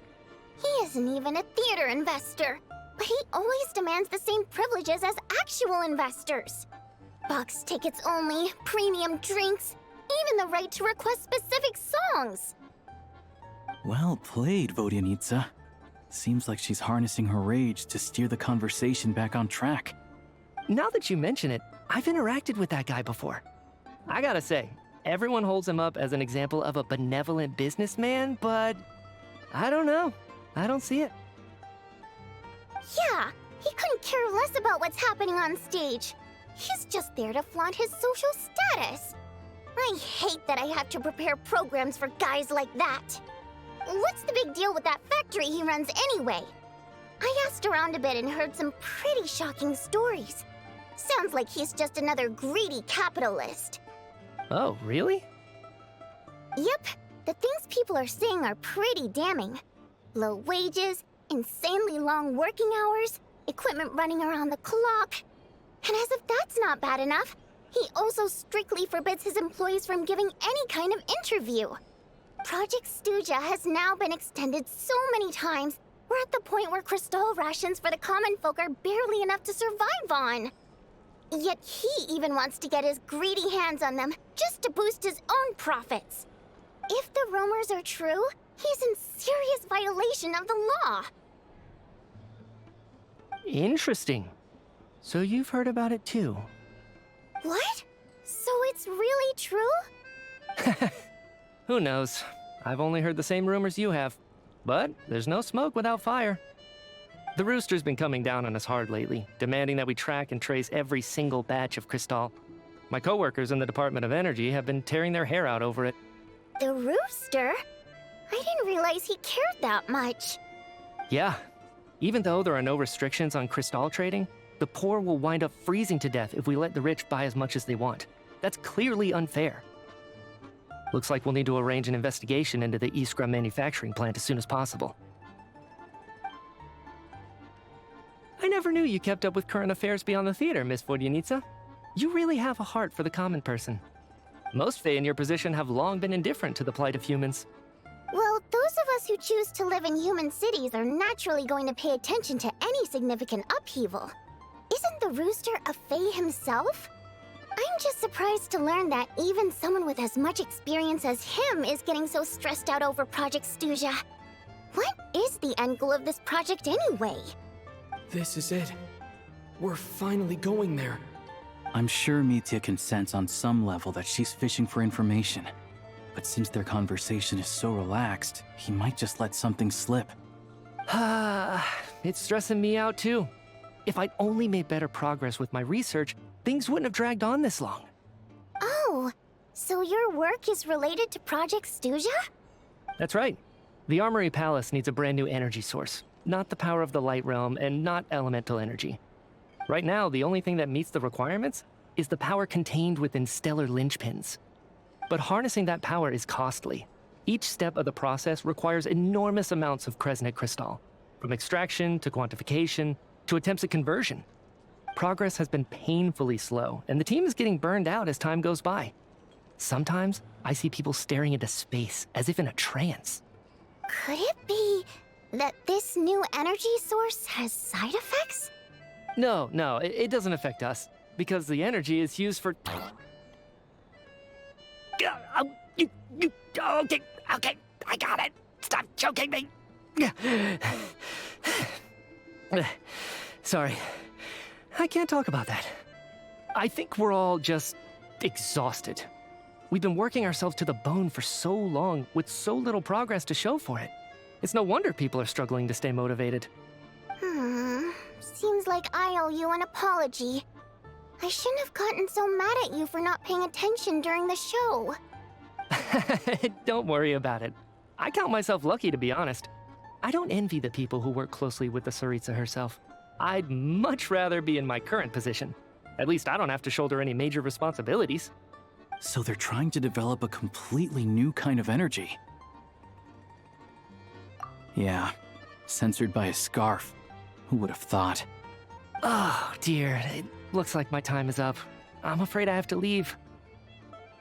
I'm so sorry. We ended up barely talking about the theater. That's okay.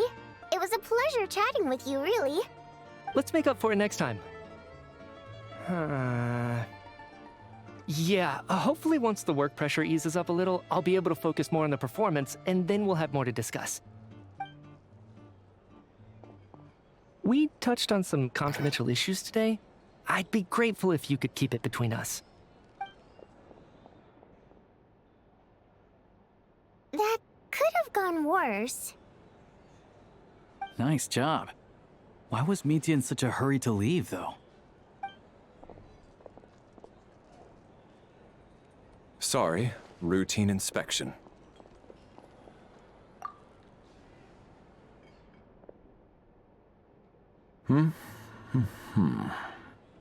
Okay, let's go. So he wasn't rushing to get back to work. He must have calculated that Valeri would find him here in exactly 25 minutes. That's frighteningly accurate. One of the main duties of the Special Assignments Battalion is to ensure that important figures stick to their schedules. All right, time for us to get going too. Excuse me, check please. We'll settle our check too, then. Oh, hello there. Mr. Mitya paid the check before leaving. He also asked me to pass on a message. He said it was an honor to share his tea break with Miss Vodyanitsa and her two friends. Wait. So he knew we were here all along? This raises a lot of questions. Did he deliberately mention the new energy source so that we'd overhear it? Maybe his work isn't confidential after all. Maybe the key here is the purpose of this new energy. I guess that's the next thing to look into.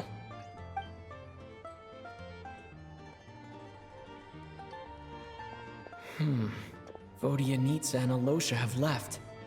Time to head back and call it a day.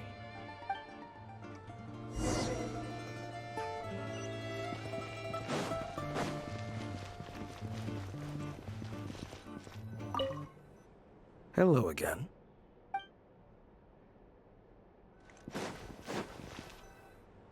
You're back! Here pretty early today. Paimon was just gonna mention that. After she woke up today, Paimon felt like her temperature was completely back to normal. But her strength still hasn't returned. Still, there's some good news. Paimon thinks she might have figured out the source of the problem. It's like there's some kind of mysterious power affecting Paimon. Paimon's never felt this way before during any of her travels. She only started feeling this way since we arrived in Snezhnaya. That's right. The Armory Palace needs a brand new energy source. Could that have something to do with this? What is it? You're making that face again. You know, the one you get whenever you have a light bulb moment?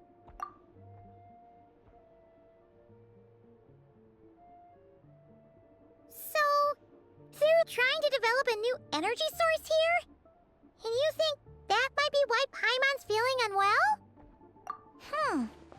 Well, Mitya denied that the energy they're researching has any side effects. Although, he did say that people working on the project have been having issues with their concentration and short-term memory. And even so, those are completely different symptoms from Paimon's. It's pretty faint, so it's kind of hard to tell. But if anything, it seems like it's coming from roughly the same direction as the Armory Palace. Sure, Paimon's with you there. But how, though? The robot only has a limited amount of intel. Oh, great point! They argue about Project Stuja every day. If we could sit in on one of their sessions, we might pick up some new leads. Good idea! Oh yeah, while you were out, Paimon tried all the yummiest looking desserts in the Potforia restaurant. This one seemed right up your alley. So, Paimon saved some for you. Come try it once you finish writing your letter.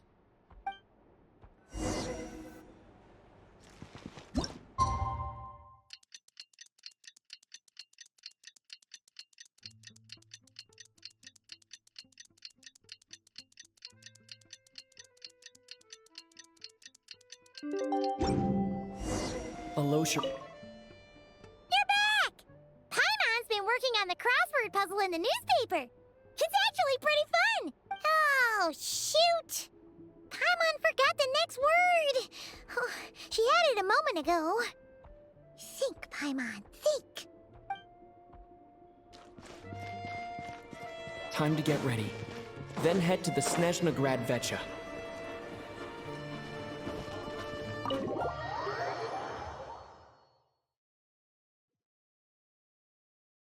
Off we go.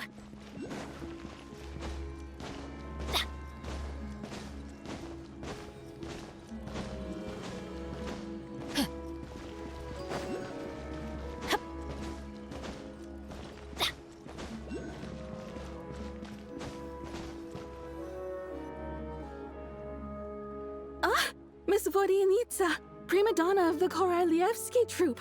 What a surprise meeting you here. Will you be sitting in on a session of the Vecha? Sorry, I'm not taking interviews today. Oh good, you're here. The session's about to begin. Let's get inside. Please wait, Miss Vodyanitsa. Could you introduce me to your new friend?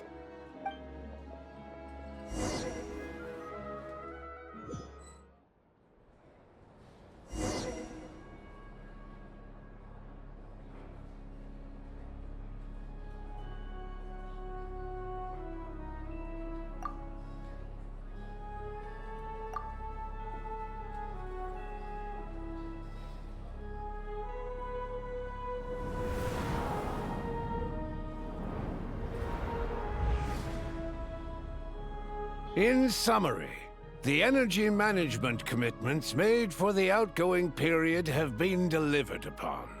Furthermore, both the production and consumption of Kresnik Crystal show clear signs of stabilizing. The relevant agencies have assessed the present circumstances and determined that the status quo can be sustained until the next period. For detailed statistics, I would refer you to the industry reports that have been distributed to all persons present. It should also be noted that while the recent blizzards have led to a significant increase in people's energy expenses, this is strictly a short-term phenomenon associated with a remotely located monster. Her Majesty the Tsaritsa is giving her full attention to this matter. We should have every confidence that it will be dealt with swiftly and conclusively. A financial report on disaster relief is also present in this report, courtesy of Pantalone. They cover the same old ground every single time. The rooster never seems to mind, but everyone else is getting tired of it. There's a general lack of trust. People aren't seeing any tangible benefits that affect them directly. Of course, none of that will be reflected in any of the reports on the table. Yeah, if it weren't for these hard copy documents, I could have at least made something up. Oh, don't mind me. I'm just out here trying to hit my interview quotas. Bring out the Kvass.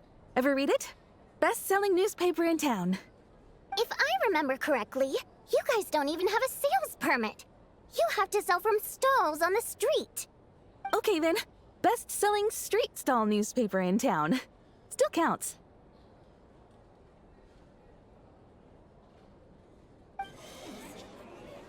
Order! We will now open the floor to the representatives. If there are no further substantive issues to discuss, we will then proceed to a vote on this motion. Snezhnaya has a long tradition of treating members of the Fatui armed forces and their dependents favorably. But recent surveys shows that Fatui families in remote areas have access to 15% less crystal than the average civilian family in Snezhnograd. It's been said many times before, but it bears repeating now. There needs to be a clear and consistent rationale behind how crystal is allocated, or we will soon face immense public backlash. Perhaps you wouldn't need to keep repeating yourself if you would hear me out for once. I say again, true consistency exists only in principle. In the real world, fairness is relative. You appear to treat resource allocation as a simple function of production and population. So what about when the equipment used in production breaks down? Have you factored that into your equation? And do you even know how long it's been since Snezhnaya last conducted a census? If I knew the answers to questions like that, I'm sure I'd be a very wealthy man. And I doubt I'd be going by child. I'd like to bring the focus back to the specific issue I raised. Or do you wish to deny that favorable treatment for Fatui dependents is our long-standing policy? It's easy to be a critic when there's no accountability. That seems to be a running theme in the anti-Project Stuja cohort. Defeat the ringleader and all other problems will magically resolve themselves. That's what they seem to think. But in case you aren't aware, not one jot in my report would change whether Project Stuja continues or not. So you have no intention whatsoever of finding a solution to this problem? On the contrary, I'm the only one here who ever brings solutions. Child opened by speaking up for the armed forces. Regrator struck back with style and a war of words ensued.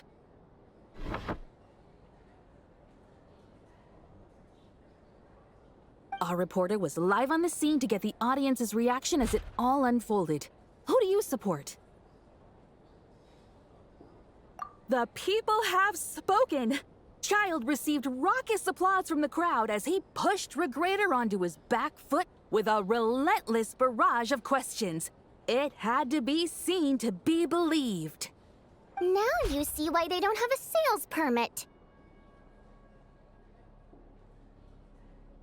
However this reporter wants to spin things, I haven't forgotten that Tartaglia was representing the Northland Bank when we first met in Liyue.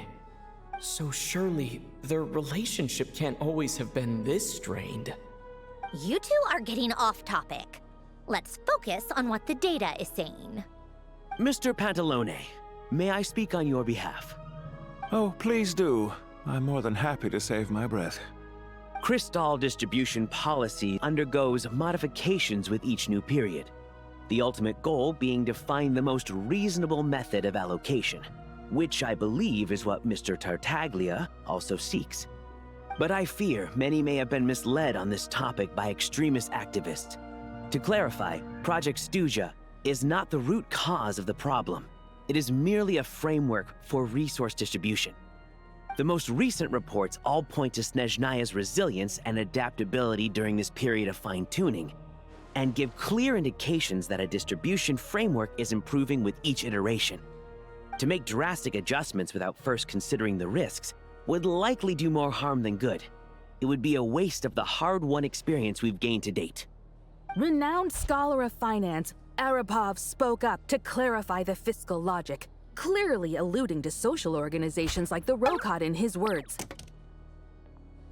With the notorious Lelek still active to this day, should the Rokot be held responsible?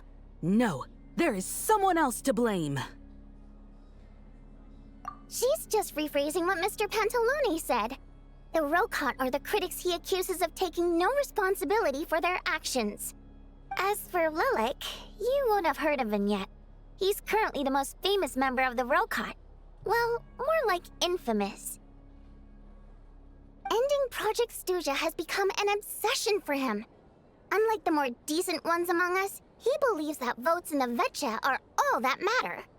So whether it's threats, coercion, or bribery, he'll use whatever means necessary to get people to change their vote.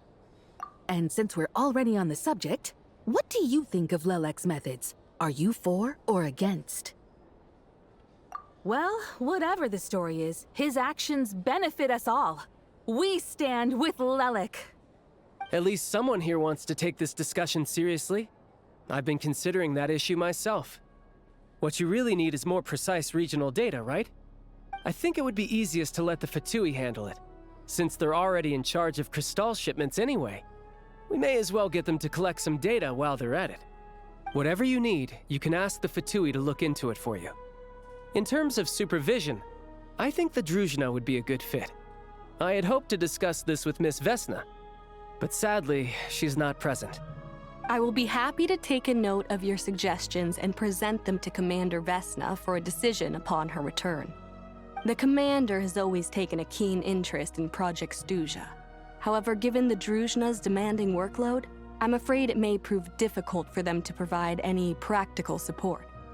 Let us refrain from jumping to conclusions until a concrete and actionable plan is in place. My apologies, Lord Rooster. There are numerous issues to address here, including manpower, time sensitivity, and reporting lines. Nevertheless, I support drafting a proposal. Follow the usual procedure, and it can be raised as a new motion for all parties to evaluate at the appropriate time. In that case, I'd like to share one thought before the proposal is drafted. The issue of time sensitivity was raised just now, which I presume relates to the official reports. In fact, the Energy Commission already collects regular statistics on each urban center and its surrounding area. Would these be of any use? That's a good idea. I read every issue of Sviet-Lolaidovka's report, and although my focus is mostly on the section about equipment operation, the energy consumption statistics also yield a lot of insights. Be that as it may, does no one see an issue with using local data to determine Crystal quotas? In the long term, it seems like a very risky solution. Not if they are used purely for reference. So long as we have the report from the Northland Bank's headquarters to corroborate it, no one will be able to fool me. Very well, then. It appears that this arrangement is acceptable to all parties. Yeah, sounds good to me. The members reached a provisional consensus on the issue of improving treatment for Fatui soldiers.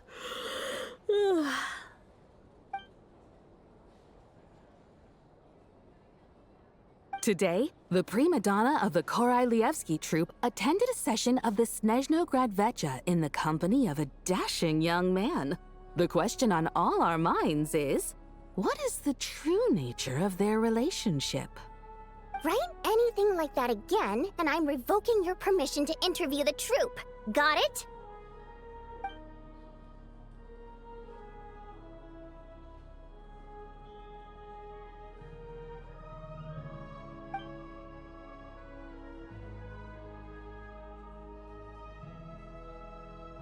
Now then, if there are no further contributions from those present, we shall proceed to the final vote. Hey, check it out! What made him vote against? Why now?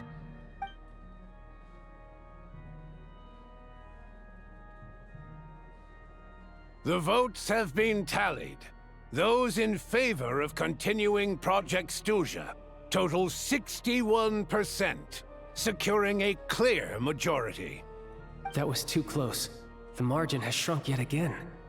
Chuganov was a huge loss. I'll bet Lelek is behind this. I wonder how Pulcinella will respond this time. Chuganov.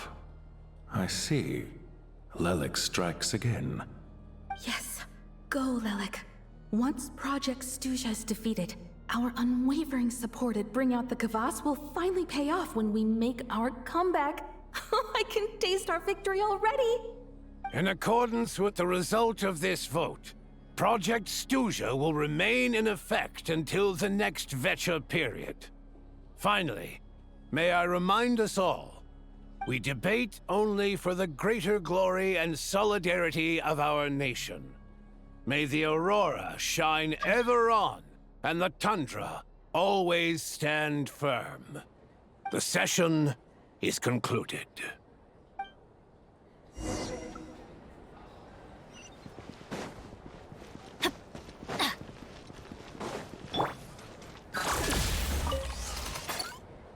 I have to say, I really wasn't expecting Chukhanov to vote against Project Stusha. Well, in principle, Snezhnaya's business and political elites ought to be the ones least likely to oppose it. As we heard, Project Stusha is basically just a resource distribution framework that requires everyone to cut back during the winter. But even if the policy got cancelled, the Tsaritsa's energy needs wouldn't suddenly go down. The extra demand from the public would have to be filled from somewhere. So logically, the factories would have to take the hit. I got a letter from Mr. Mitya just before today's session. He said he's confirmed that there are issues around overtime and excessive energy consumption at the Iskra manufacturing plant. In a situation like this, once the Rooster receives the report, he'll order the factory to halt production and submit to an investigation before issuing a penalty. But that's a week-long process, and thus didn't make it onto the Vetcha agenda this time. I don't think he suspects anything so far. Exactly. And as you know, he's a very selfish person. I was originally gonna try and flip him after he received notice of the official sanctions. My plan was to convince him that the whole thing was completely unfair. Rather than just sit back and take the hit while his factory stopped production, he'd be better off voting to end Project Stusha. At least that way, no one else would be able to make any money either, because all the factories would suddenly have more limited energy to work with. But now, he's already voted against it, which means someone must have used more forceful means to change his vote, just like with everyone else who flipped. Yeah, no one knows why Lilac is so obsessed with ending Project Stusha. But by the looks of it, he's inching closer and closer to success. Lelik must have strong motivations, given how he'll stop at nothing to achieve his goal. Maybe he knows the full truth of Project Stusha.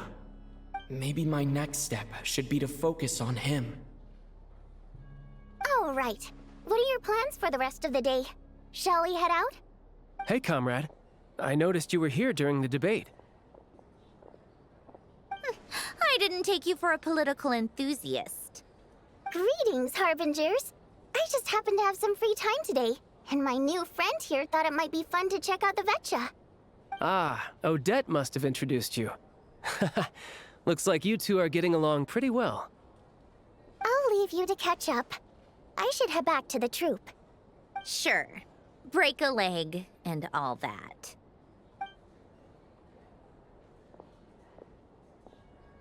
Thought it might be fun to check out the Vetcha, did you? Things are never that simple with you, Traveler. There's no way you're here for kicks and giggles. Tell me I'm wrong.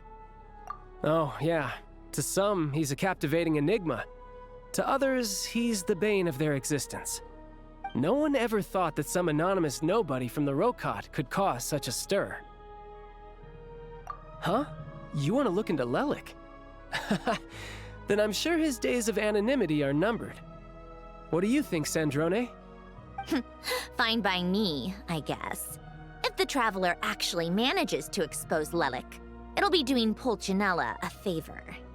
In return, it seems fair to let him in on what we've learned so far. My thoughts exactly. Sharing is caring, after all.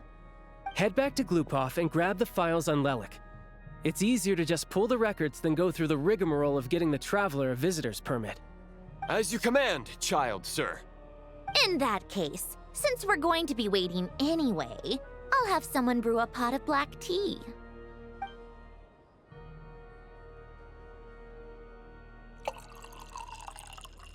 One common thread among the many incidents Lelik has been involved in is that the victims are all too scared to share any real information about him. Clearly, he must have threatened them in some way. His modus operandi is to silently infiltrate the scene and leave a threatening letter behind. But neither the letters nor the crime scenes ever yield any clues to his identity. So all these files have to offer are short statements by the people affected. They don't give us a lot to go on. If nothing else, it shows we're dealing with a trained professional who's versed in counter-surveillance. Yes, and to that point, he often strikes in highly secure locations. The victims are high-ranking and influential people who take their personal security very seriously. Somehow, Lelik slips right into their rooms without making a sound. There's never any eyewitnesses, nor the slightest trace of a break-in. If he can get in and out undetected, it means he can strike without warning. Not that that's ever happened so far, but the thought is enough to scare these people sleepless. It's hard to believe that a human being could pull this off flawlessly every time, so they switched the focus of the investigation to Faye. Unfortunately, no one's found anything yet. Careful, don't underestimate me. Although truth be told, I'd probably find it hard not to blow my cover. Direct confrontation is more my style. We haven't ruled out the possibility of Lelik being human. It's just, there can only be a handful of people in all of Teyvat who'd fit the profile. Faye, on the other hand, plenty would have the ability, but few would have the motive. No, not as strong as me. You'll never find the culprit with criteria like that. Let's go with a little weaker than me. Oh, you hit me right where it hurts. I'll admit, he's strong and meticulous. But can we at least limit this to candidates who have something to do with Snezhnaya? He's just trying to find a reference point. Stop getting fixated on who's stronger than who. But that's the most important thing. In my opinion, anyway.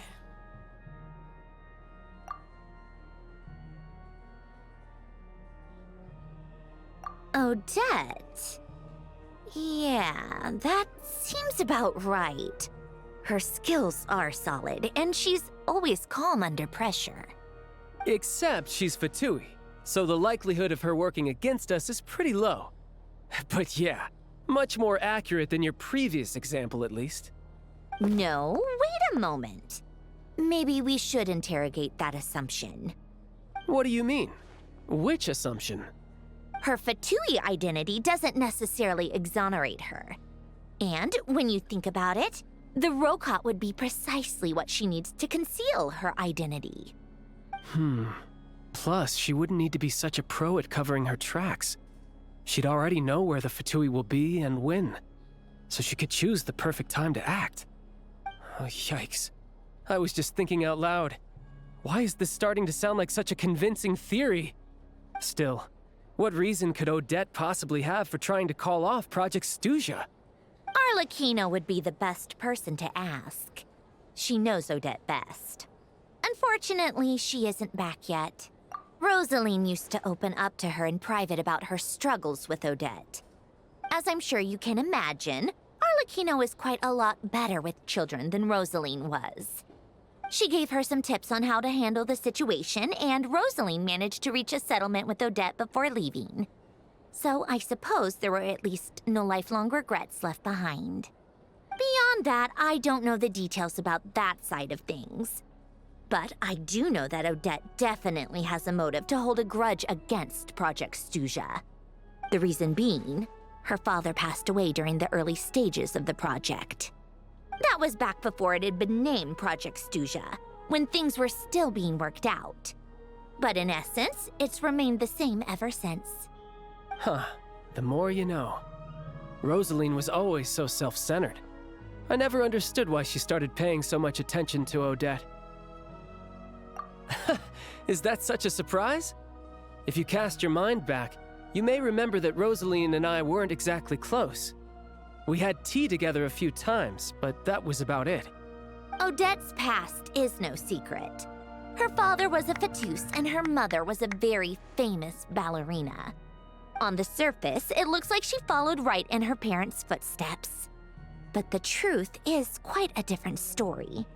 After her father passed away on a mission, her mother was overcome with grief.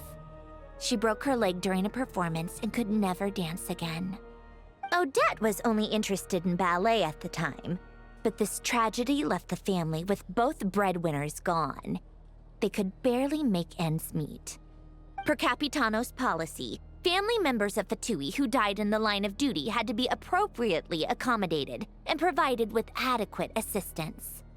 So, regardless of how Rosaline may have felt about it, it fell to her to resolve the issue of Odette's family's livelihood. In the end, the solution they agreed upon was to have Odette join the Fatui. Right, because the alternative would have been a one-off compensation payment, I guess. In that sense, joining up was definitely the better option. Still, she must have had mixed feelings about it, right? If she doesn't even like the Fatui. It's just a theory, a possibility. But as a motive for Odette to become Lelik, it holds up.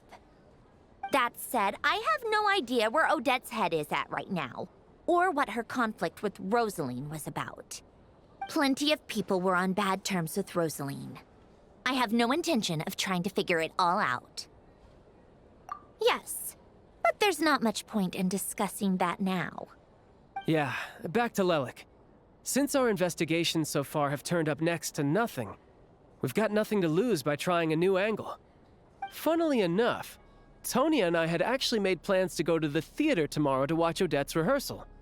Unfortunately, thanks to this Lelik situation, I'll be stuck working overtime again. Which means you can go in my place. No point wasting the ticket. Plus, you'll get to meet Tonya. Spirit Seeker. Quite the classic ballet. It was passed down through Odette's mother's family for generations, though it hasn't been performed in years. But Odette's been practicing it diligently, and it's finally ready for a return to the stage. Excitement is through the roof. Tickets for the official performance sold out long ago. Tonya's excited for it too. She's desperate to see it no matter what. Personally, it's not really my kind of thing, but since she's my little sister, I had to figure something out. I've actually seen it several times before. The story's pretty straightforward. The lead character follows a trail of clues left behind by a spirit, gradually recovering her memories along the way. It's a tale of love and regret. So not exactly reinventing the wheel, at least by today's standards. But when that classic melody kicks in and the lead character begins to dance, it always gets me. It really is beautiful.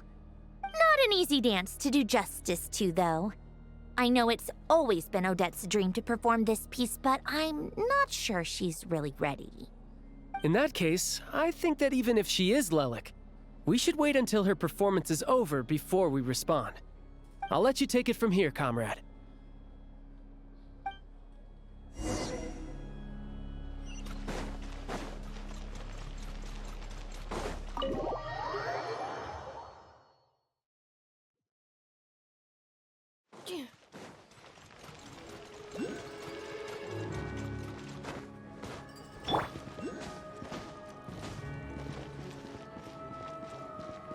Off we go!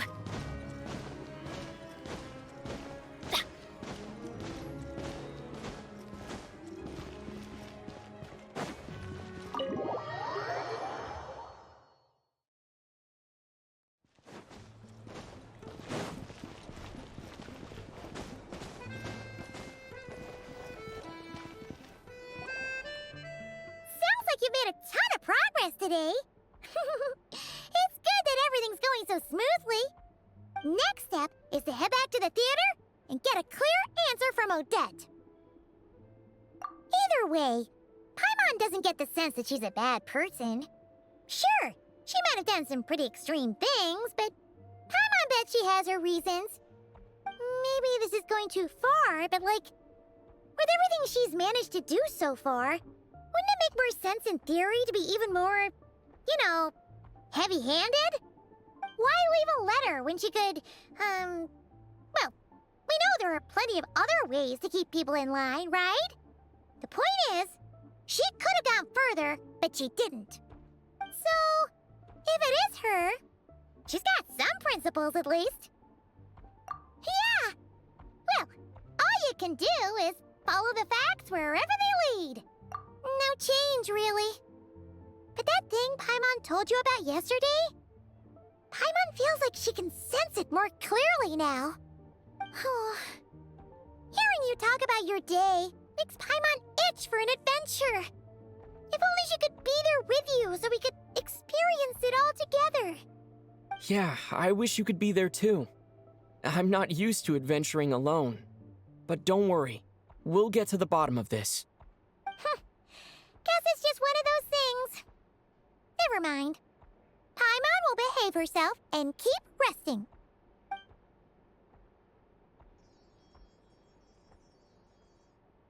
If Odette is Lelik, she may well have inside information on Project Stuja. Her father was involved with the project's early implementation and tragically died in the process. Now, she's dedicated herself to bringing it to an end. It's hard to imagine she could have gotten this far without knowing anything at all about the Tsaritsa's true intentions. When she spoke to us as a member of the Fatui, how much did she let on? And how much was she hiding? Only time will tell. Maybe tomorrow, everything will be answered. Hey look! It's snowing! Could be a tough day ahead. Make sure you wrap up warm tomorrow.